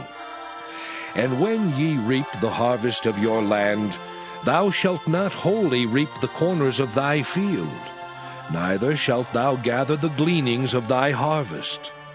And thou shalt not glean thy vineyard, neither shalt thou gather every grape of thy vineyard. Thou shalt leave them for the poor and stranger. I am the Lord your God. Ye shall not steal, neither deal falsely, neither lie one to another. And ye shall not swear by my name falsely, neither shalt thou profane the name of thy God. I am the Lord. Thou shalt not defraud thy neighbor, neither rob him. The wages of him that is hired shall not abide with thee all night until the morning. Thou shalt not curse the deaf, nor put a stumbling block before the blind, but shalt fear thy God. I am the Lord. Ye shall do no unrighteousness in judgment. Thou shalt not respect the person of the poor, nor honor the person of the mighty, but in righteousness shalt thou judge thy neighbor. Thou shalt not go up and down as a talebearer among thy people, neither shalt thou stand against the blood of thy neighbor. I am the Lord. Thou shalt not hate thy brother in thine heart. Thou shalt in any wise rebuke thy neighbor, and not suffer sin upon him. Thou shalt not avenge nor bear any grudge against the children of thy people, but thou shalt love thy neighbor as thyself. I am the Lord. Ye shall keep my statutes. Thou shalt not let thy cattle gender with a diverse kind. Thou shalt not sow thy field with mingled seed. Neither shall a garment mingled of linen and woolen come upon thee. And whosoever lieth carnally with a woman that is a bondmaid, betrothed to an husband, and not at all redeemed, nor freedom given her, she shall be scourged. They shall not be put to death, because she was not free. And he shall bring his trespass offering unto the Lord, unto the door of the tabernacle of the congregation, even a ram for a trespass offering. And the priest shall make an atonement for him with the ram of the trespass offering before the Lord, for his sin which he hath done. And the sin which he hath done shall be forgiven him. And when ye shall come into the land, and shall have planted all manner of trees for food, then ye shall count the fruit thereof as uncircumcised. 3 years shall it be as uncircumcised unto you, it shall not be eaten of. But in the 4th year all the fruit thereof shall be holy, to praise the Lord withal. And in the 5th year shall ye eat of the fruit thereof, that it may yield unto you the increase thereof. I am the Lord your God. Ye shall not eat anything with the blood, neither shall ye use enchantment, nor observe times. Ye shall not round the corners of your heads, neither shalt thou mar the corners of thy beard. Ye shall not make any cuttings in your flesh for the dead, nor print any marks upon you. I am the Lord.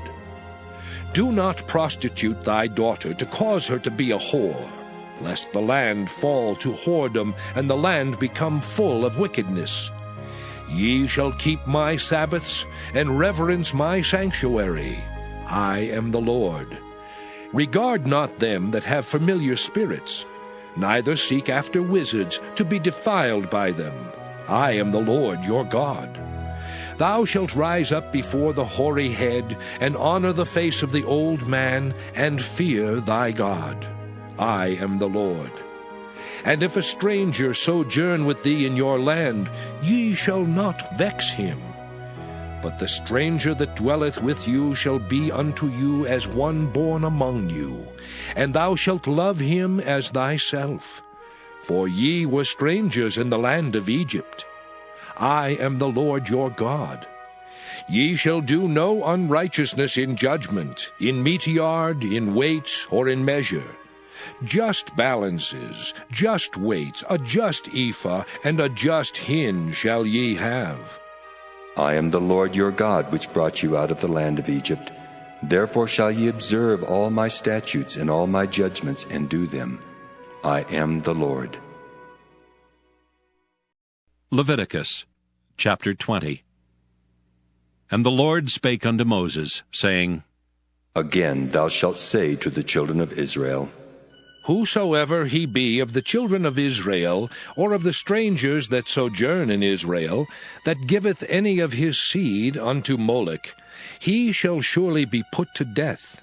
The people of the land shall stone him with stones. And I will set my face against that man, and will cut him off from among his people, because he hath given of his seed unto Moloch, to defile my sanctuary, and to profane my holy name. And if the people of the land do any ways hide their eyes from the man, when he giveth of his seed unto Moloch, and kill him not, then I will set my face against that man, and against his family, and will cut him off, and all that go a-whoring after him, to commit whoredom with Moloch, from among their people. And the soul that turneth after such as have familiar spirits, and after wizards, to go a-whoring after them, I will even set my face against that soul, and will cut him off from among his people. Sanctify yourselves therefore, and be ye holy, for I am the Lord your God. And ye shall keep my statutes and do them. I am the Lord which sanctify you. For every one that curseth his father or his mother shall be surely put to death. He hath cursed his father or his mother, his blood shall be upon him. And the man that committeth adultery with another man's wife, even he that committeth adultery with his neighbor's wife, the adulterer and the adulteress shall surely be put to death. And the man that lieth with his father's wife hath uncovered his father's nakedness. Both of them shall surely be put to death. Their blood shall be upon them. And if a man lie with his daughter-in-law, both of them shall surely be put to death. They have wrought confusion. Their blood shall be upon them. If a man also lie with mankind as he lieth with a woman, both of them have committed an abomination. They shall surely be put to death. Their blood shall be upon them. And if a man take a wife and her mother, it is wickedness. They shall be burnt with fire, both he and they, that there be no wickedness among you. And if a man lie with a beast, he shall surely be put to death, and ye shall slay the beast. And if a woman approach unto any beast, and lie down thereto, thou shalt kill the woman and the beast. They shall surely be put to death. Their blood shall be upon them. And if a man shall take his sister, his father's daughter, or his mother's daughter, and see her nakedness, and she see his nakedness, it is a wicked thing, and they shall be cut off in the sight of their people. He hath uncovered his sister's nakedness, he shall bear his iniquity.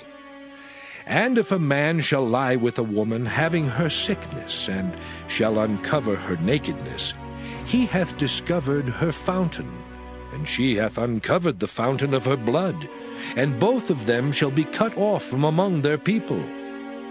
And thou shalt not uncover the nakedness of thy mother's sister, nor of thy father's sister, for he uncovereth his near kin.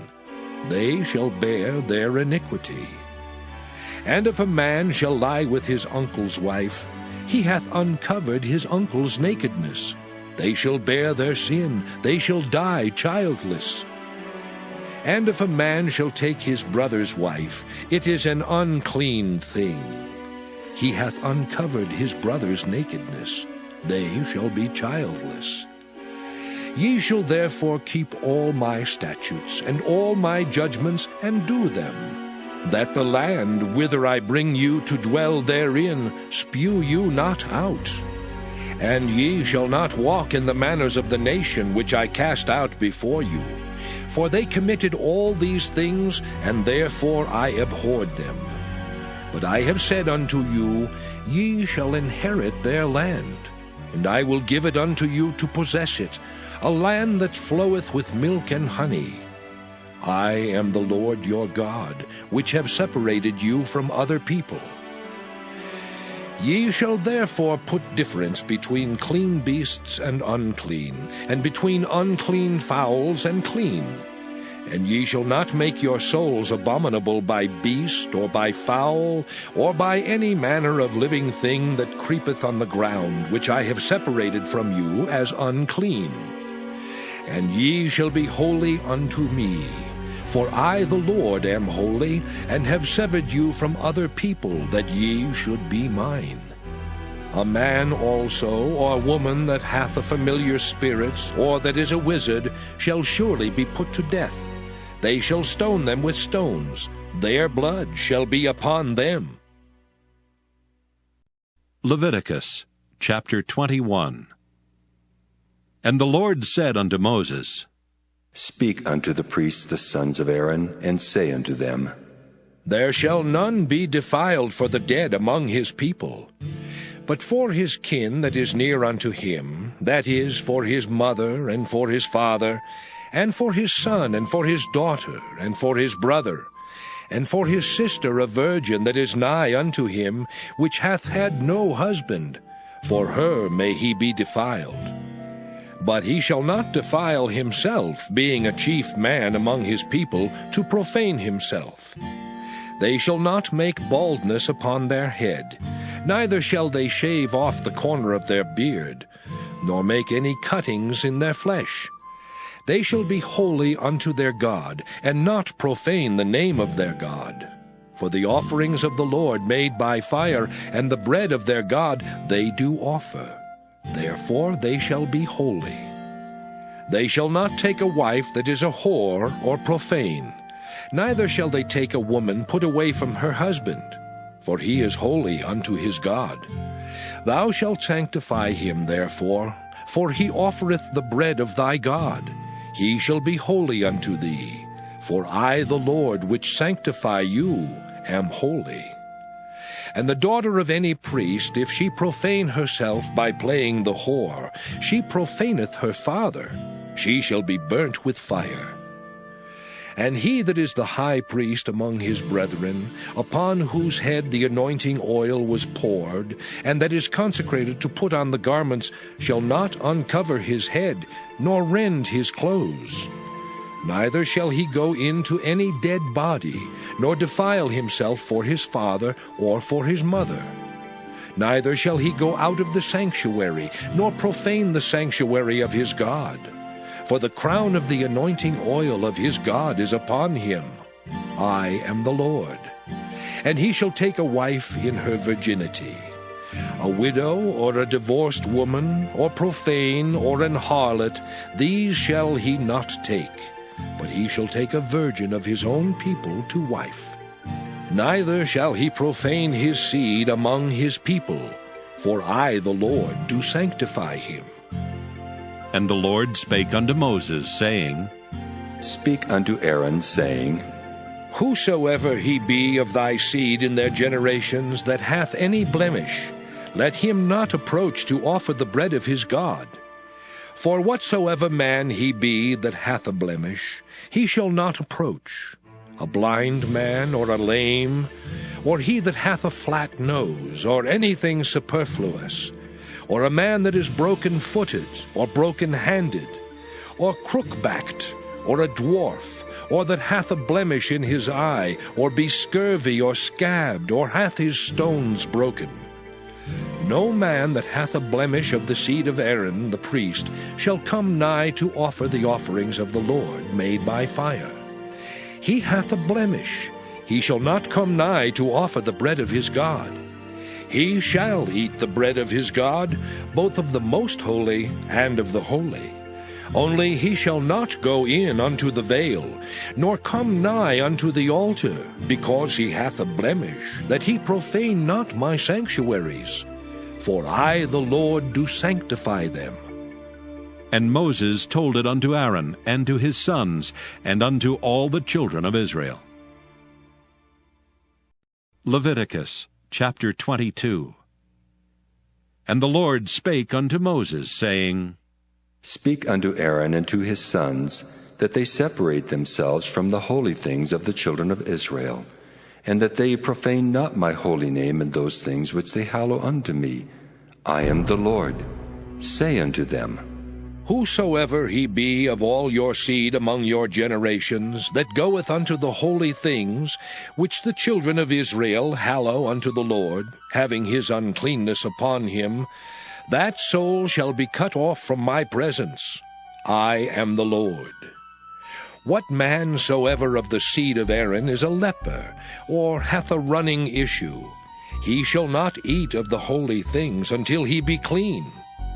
And whoso toucheth anything that is unclean by the dead, or a man whose seed goeth from him, or whosoever toucheth any creeping thing, whereby he may be made unclean, or a man of whom he may take uncleanness, whatsoever uncleanness he hath, the soul which hath touched any such shall be unclean until even, and shall not eat of the holy things, unless he wash his flesh with water.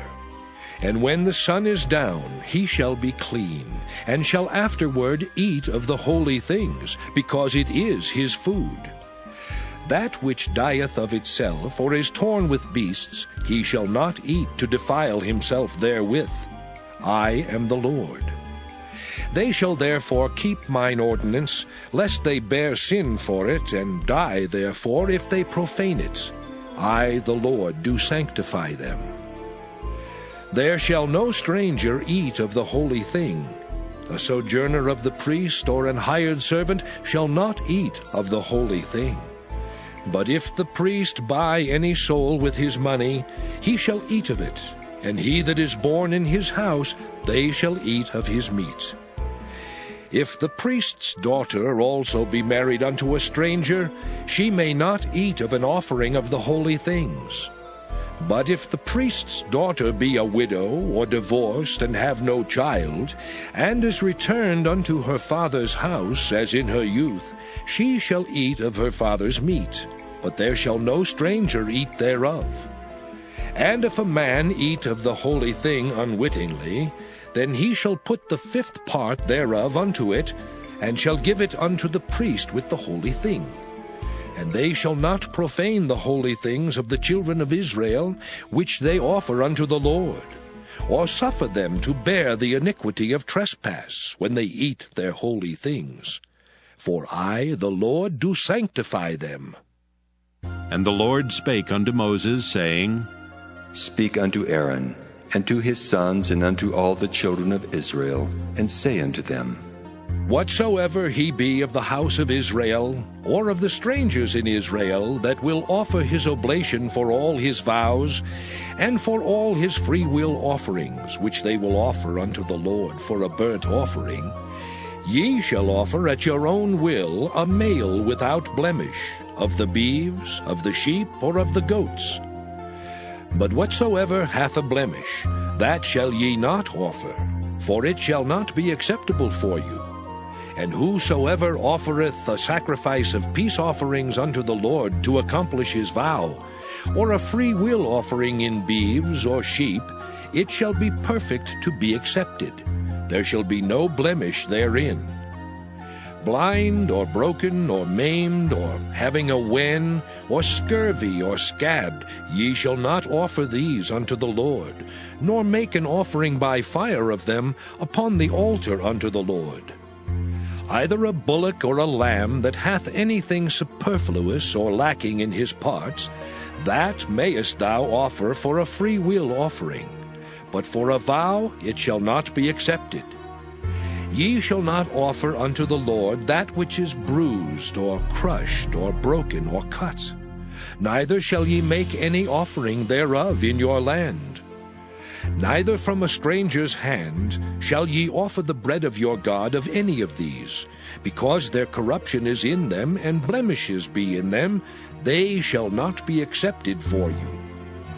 And the Lord spake unto Moses, saying, When a bullock, or a sheep, or a goat is brought forth, then it shall be 7 days under the dam, and from the 8th day and thenceforth it shall be accepted for an offering made by fire unto the Lord. And whether it be cow or ewe, ye shall not kill it and her young both in 1 day. And when ye will offer a sacrifice of thanksgiving unto the Lord, offer it at your own will. On the same day it shall be eaten up. Ye shall leave none of it until the morrow. I am the Lord. Therefore shall ye keep my commandments and do them. I am the Lord. Neither shall ye profane my holy name, but I will be hallowed among the children of Israel. I am the Lord which hallow you, that brought you out of the land of Egypt, to be your God. I am the Lord. Leviticus chapter 23. And the Lord spake unto Moses, saying, Speak unto the children of Israel, and say unto them, Concerning the feasts of the Lord, which ye shall proclaim to be holy convocations, even these are my feasts. 6 days shall work be done, but the 7th day is the Sabbath of rest, and holy convocation. Ye shall do no work therein. It is the Sabbath of the Lord in all your dwellings.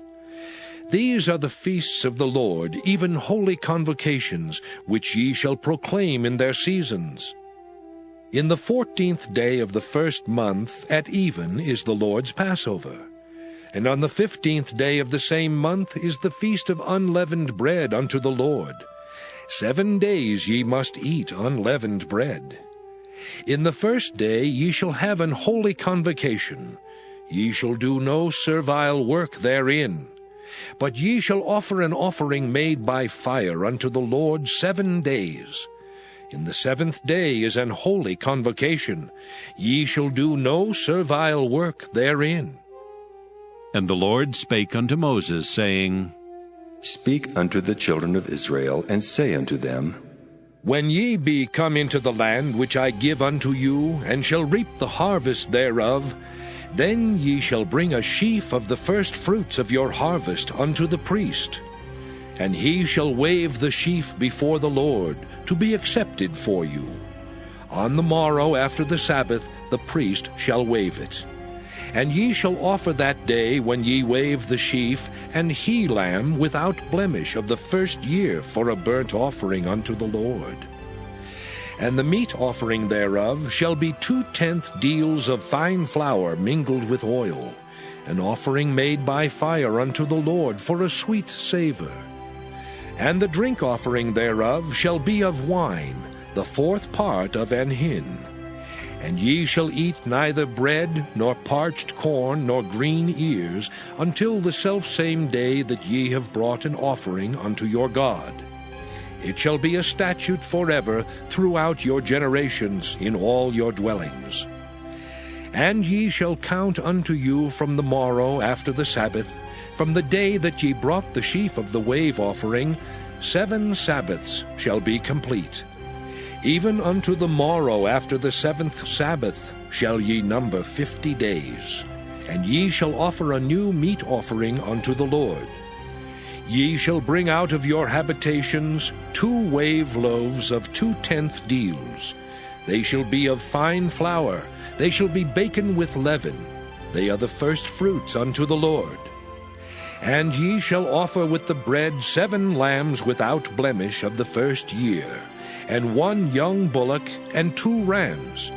They shall be for a burnt offering unto the Lord, with their meat offering and their drink offerings, even an offering made by fire, of sweet savour unto the Lord.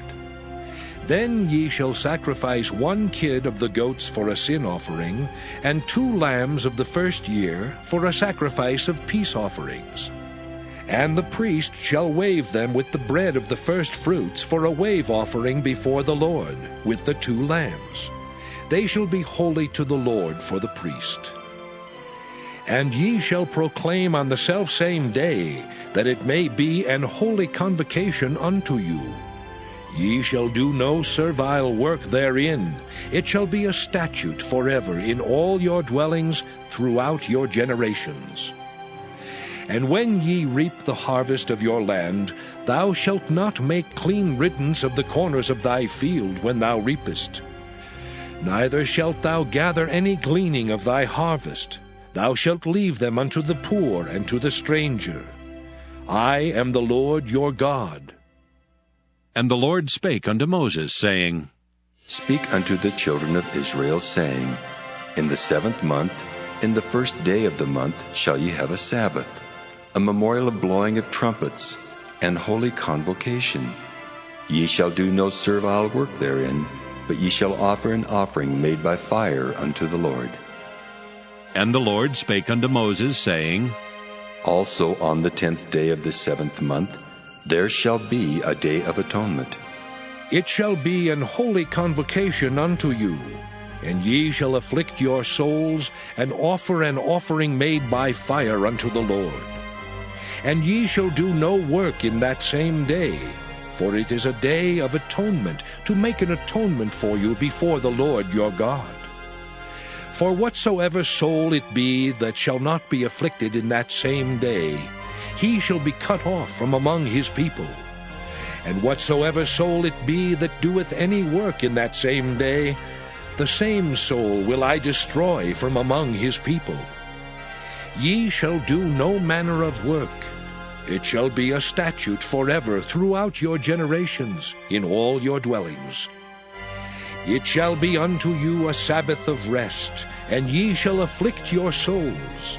In the 9th day of the month at even, from even unto even, shall ye celebrate your Sabbath. And the Lord spake unto Moses, saying, Speak unto the children of Israel, saying, The 15th day of this 7th month shall be the Feast of Tabernacles for 7 days unto the Lord. On the first day shall be an holy convocation. Ye shall do no servile work therein. 7 days ye shall offer an offering made by fire unto the Lord. On the 8th day shall be an holy convocation unto you. And ye shall offer an offering made by fire unto the Lord. It is a solemn assembly, and ye shall do no servile work therein. These are the feasts of the Lord, which ye shall proclaim to be holy convocations, to offer an offering made by fire unto the Lord, a burnt offering and a meat offering, a sacrifice and drink offerings, everything upon his day. Beside the Sabbaths of the Lord, and beside your gifts, and beside all your vows, and beside all your free will offerings, which ye give unto the Lord. Also in the 15th day of the 7th month, when ye have gathered in the fruit of the land, ye shall keep a feast unto the Lord 7 days.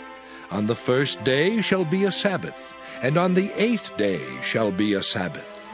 And ye shall take you on the 1st day the boughs of goodly trees, branches of palm trees, and the boughs of thick trees, and willows of the brook, and ye shall rejoice before the Lord your God 7 days.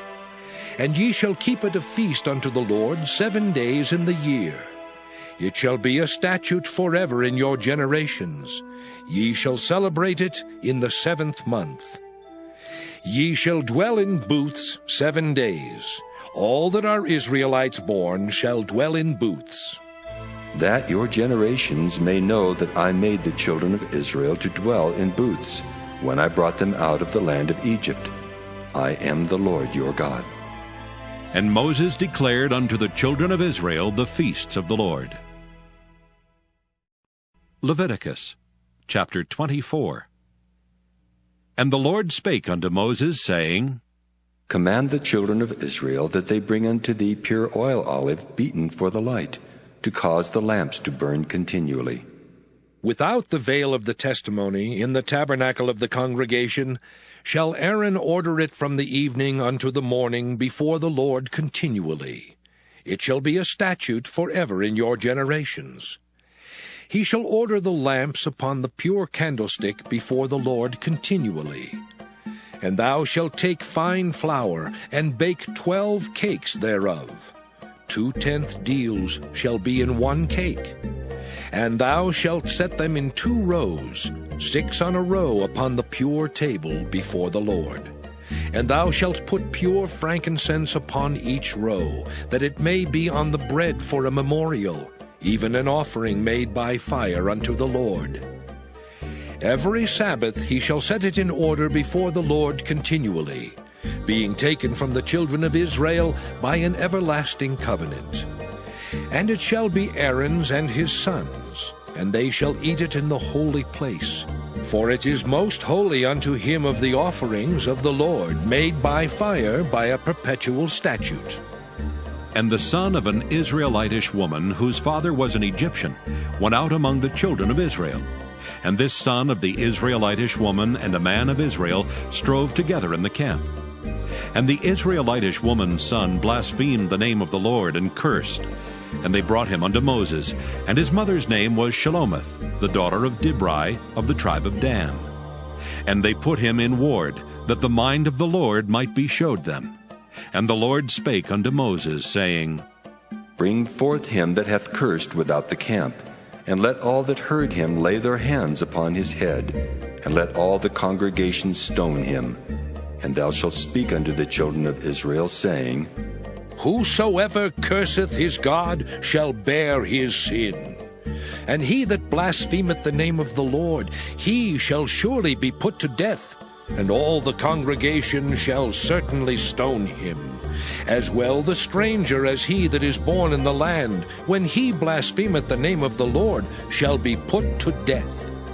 And he that killeth any man shall surely be put to death.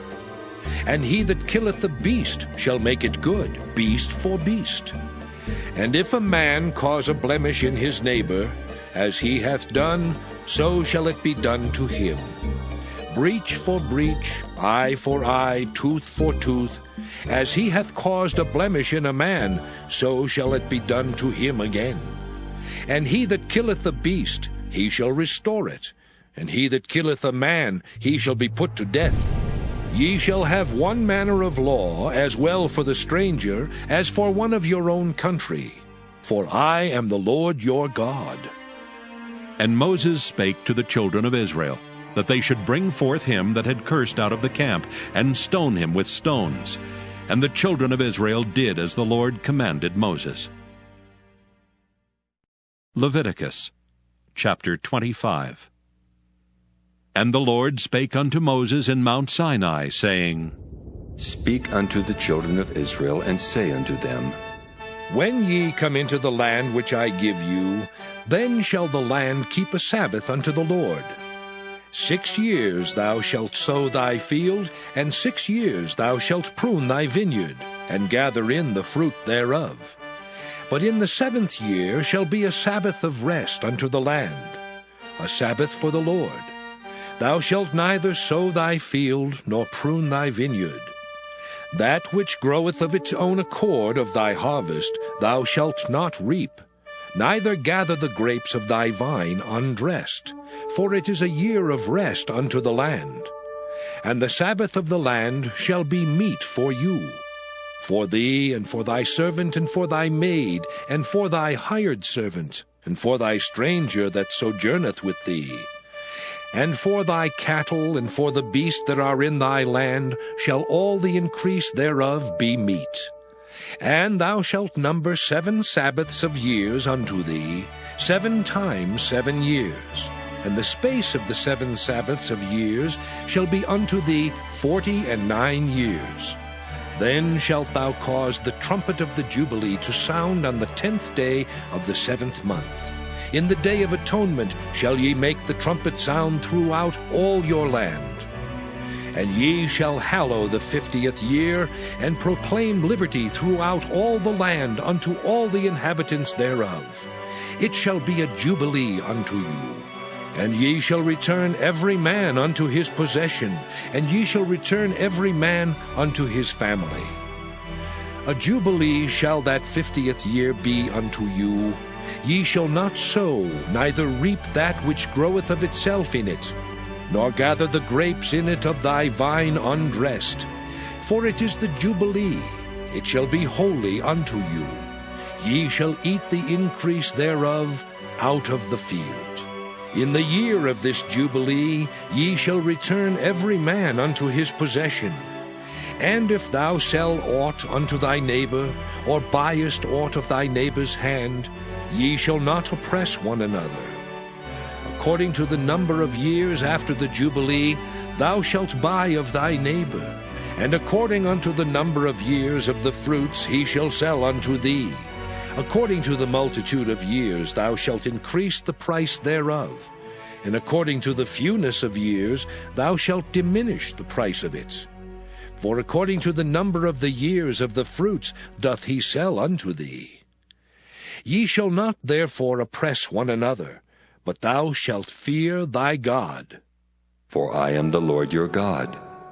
Wherefore ye shall do my statutes, and keep my judgments, and do them, and ye shall dwell in the land in safety.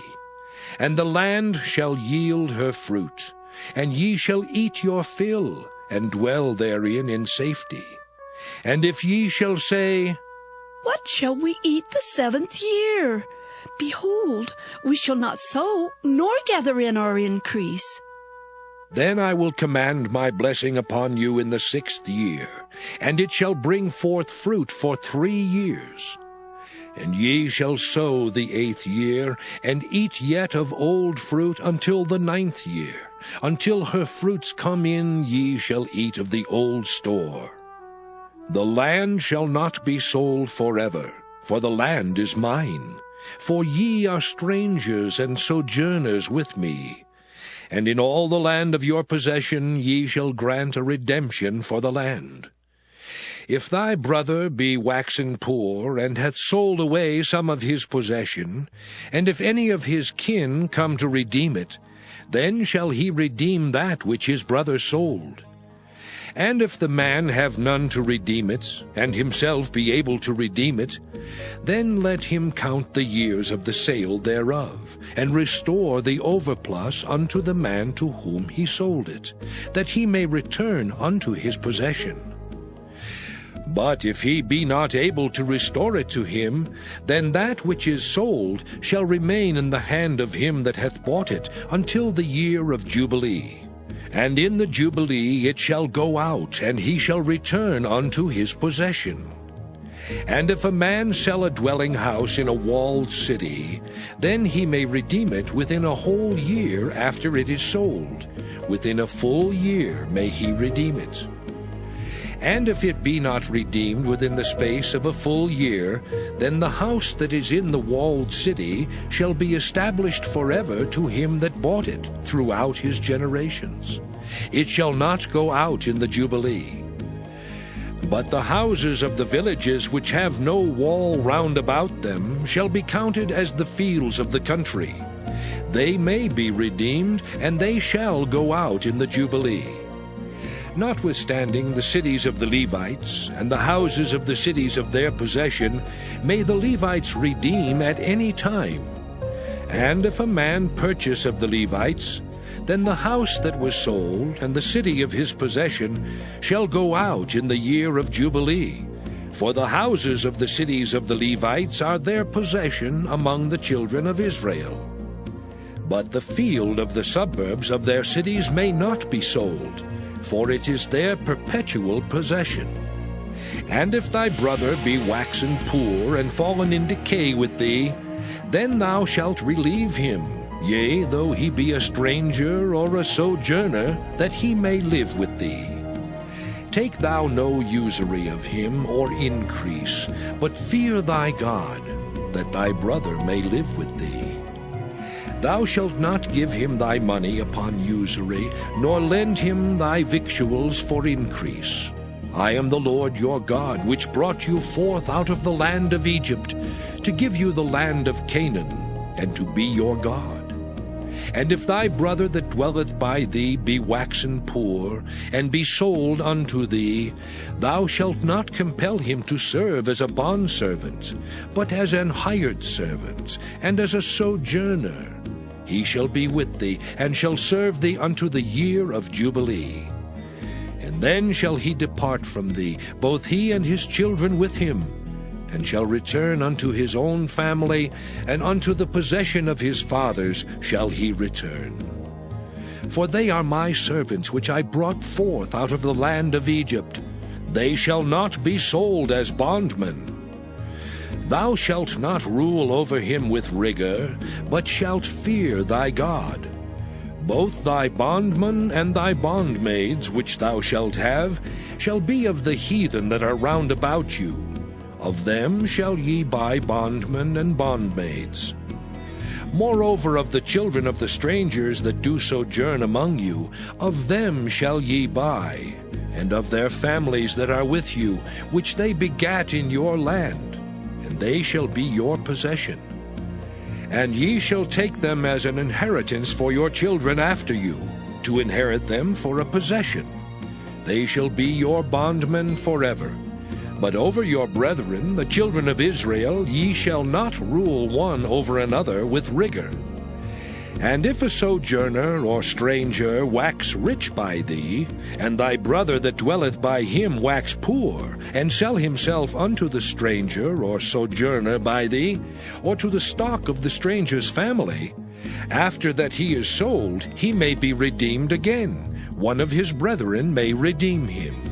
Either his uncle or his uncle's son may redeem him, or any that is nigh of kin unto him of his family may redeem him, or if he be able, he may redeem himself.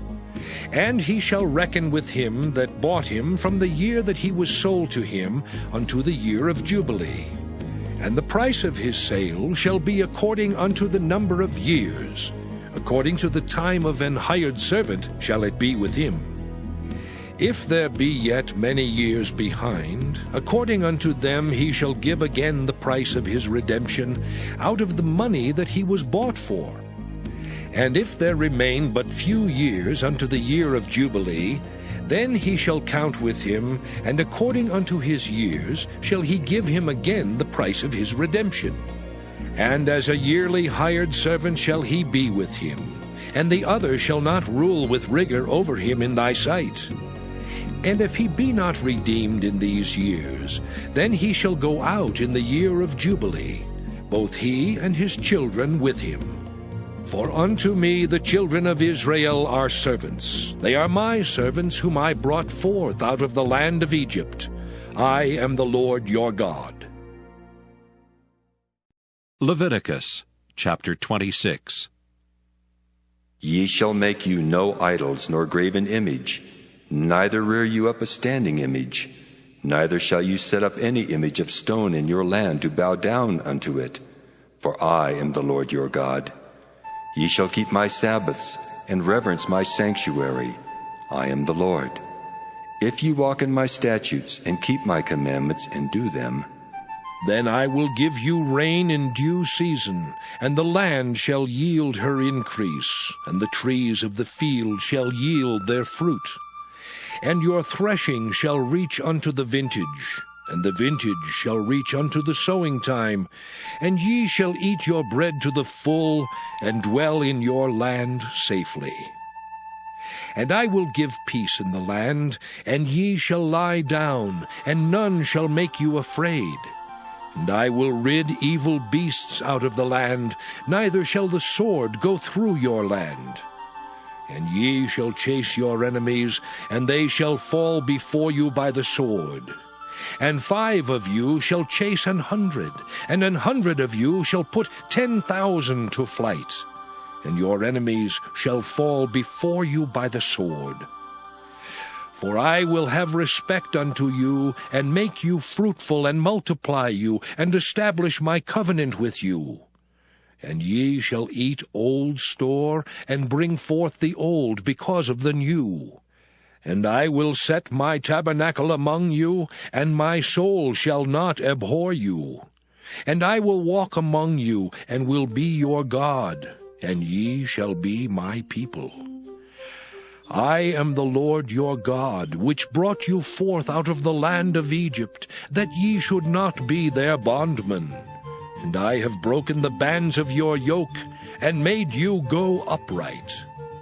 But if ye will not hearken unto me, and will not do all these commandments, and if ye shall despise my statutes, or if your soul abhor my judgments, so that ye will not do all my commandments, but that ye break my covenant, I also will do this unto you.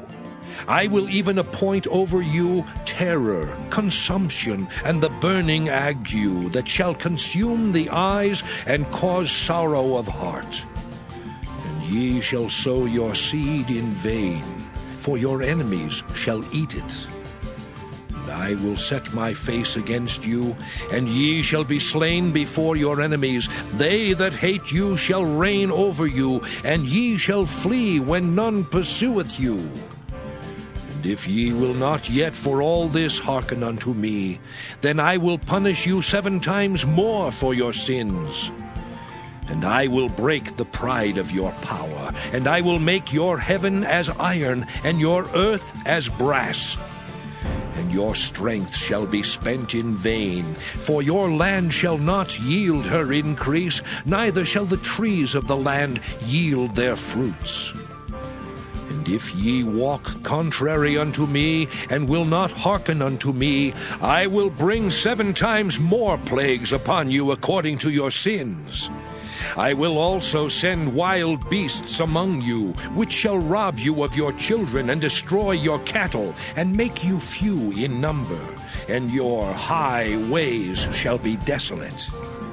And if ye will not be reformed by me by these things, but will walk contrary unto me, then will I also walk contrary unto you, and will punish you yet 7 times for your sins. And I will bring a sword upon you, that shall avenge the quarrel of my covenant, And when ye are gathered together within your cities, I will send the pestilence among you, and ye shall be delivered into the hand of the enemy. And when I have broken the staff of your bread, 10 women shall bake your bread in one oven, and they shall deliver you your bread again by weight. And ye shall eat, and not be satisfied. And if ye will not for all this hearken unto me, but walk contrary unto me, then I will walk contrary unto you also in fury. And I, even I, will chastise you 7 times for your sins. And ye shall eat the flesh of your sons, and the flesh of your daughters shall ye eat.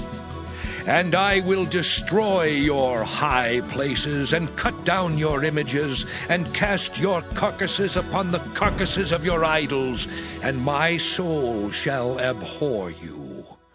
And I will make your cities waste, and bring your sanctuaries unto desolation, and I will not smell the savor of your sweet odors.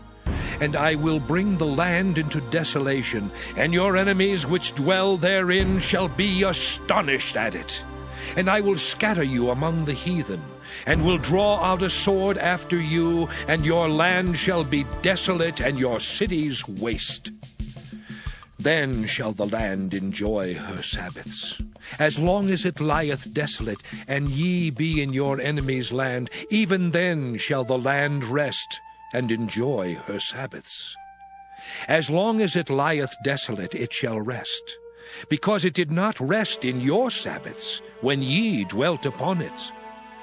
And upon them that are left alive of you, I will send a faintness into their hearts in the lands of their enemies, and the sound of a shaken leaf shall chase them, and they shall flee as fleeing from a sword, and they shall fall when none pursueth. And they shall fall one upon another, as it were before a sword, when none pursueth. And ye shall have no power to stand before your enemies. And ye shall perish among the heathen, and the land of your enemies shall eat you up. And they that are left of you shall pine away in their iniquity in your enemies' lands, and also in the iniquities of their fathers shall they pine away with them.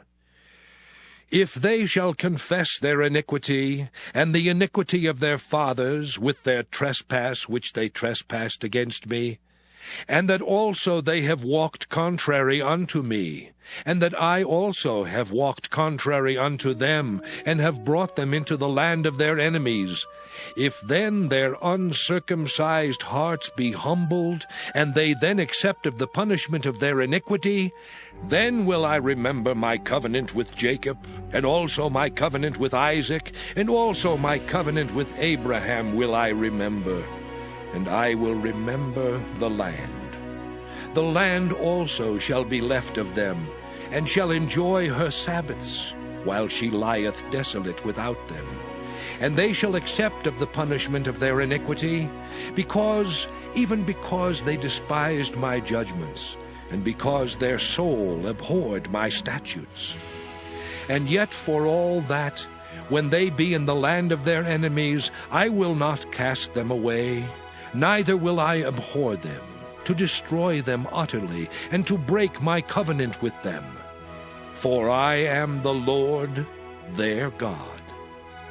But I will for their sakes remember the covenant of their ancestors, whom I brought forth out of the land of Egypt in the sight of the heathen, that I might be their God. I am the Lord.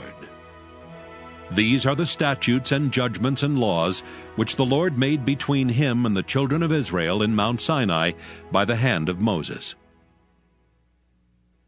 Leviticus chapter 27. And the Lord spake unto Moses, saying, Speak unto the children of Israel, and say unto them, When a man shall make a singular vow, the persons shall be for the Lord by thy estimation. And thy estimation shall be of the male from 20 years old, even unto 60 years old. Even thy estimation shall be 50 shekels of silver, after the shekel of the sanctuary. And if it be a female, then thy estimation shall be 30 shekels. And if it be from 5 years old even unto 20 years old, then thy estimation shall be of the male 20 shekels, and for the female 10 shekels. And if it be from a month old even unto 5 years old, then thy estimation shall be of the male 5 shekels of silver, and for the female thy estimation shall be 3 shekels of silver. And if it be from 60 years old and above, if it be a male, then thy estimation shall be 15 shekels, and for the female 10 shekels. But if he be poorer than thy estimation, then he shall present himself before the priest, and the priest shall value him. According to his ability that vowed shall the priest value him. And if it be a beast, whereof men bring an offering unto the Lord, all that any man giveth of such unto the Lord shall be holy. He shall not alter it, nor change it, a good for a bad, or a bad for a good.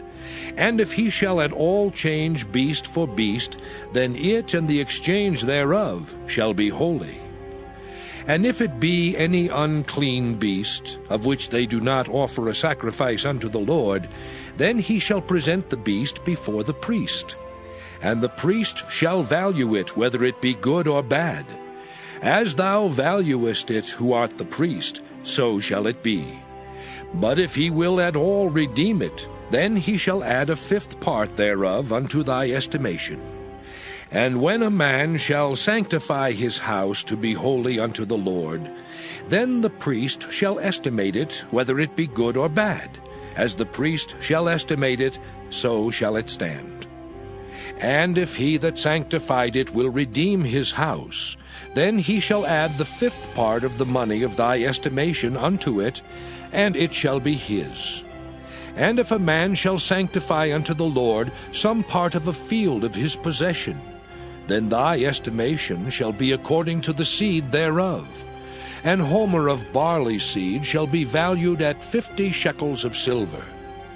If he sanctify his field from the year of Jubilee, according to thy estimation, it shall stand.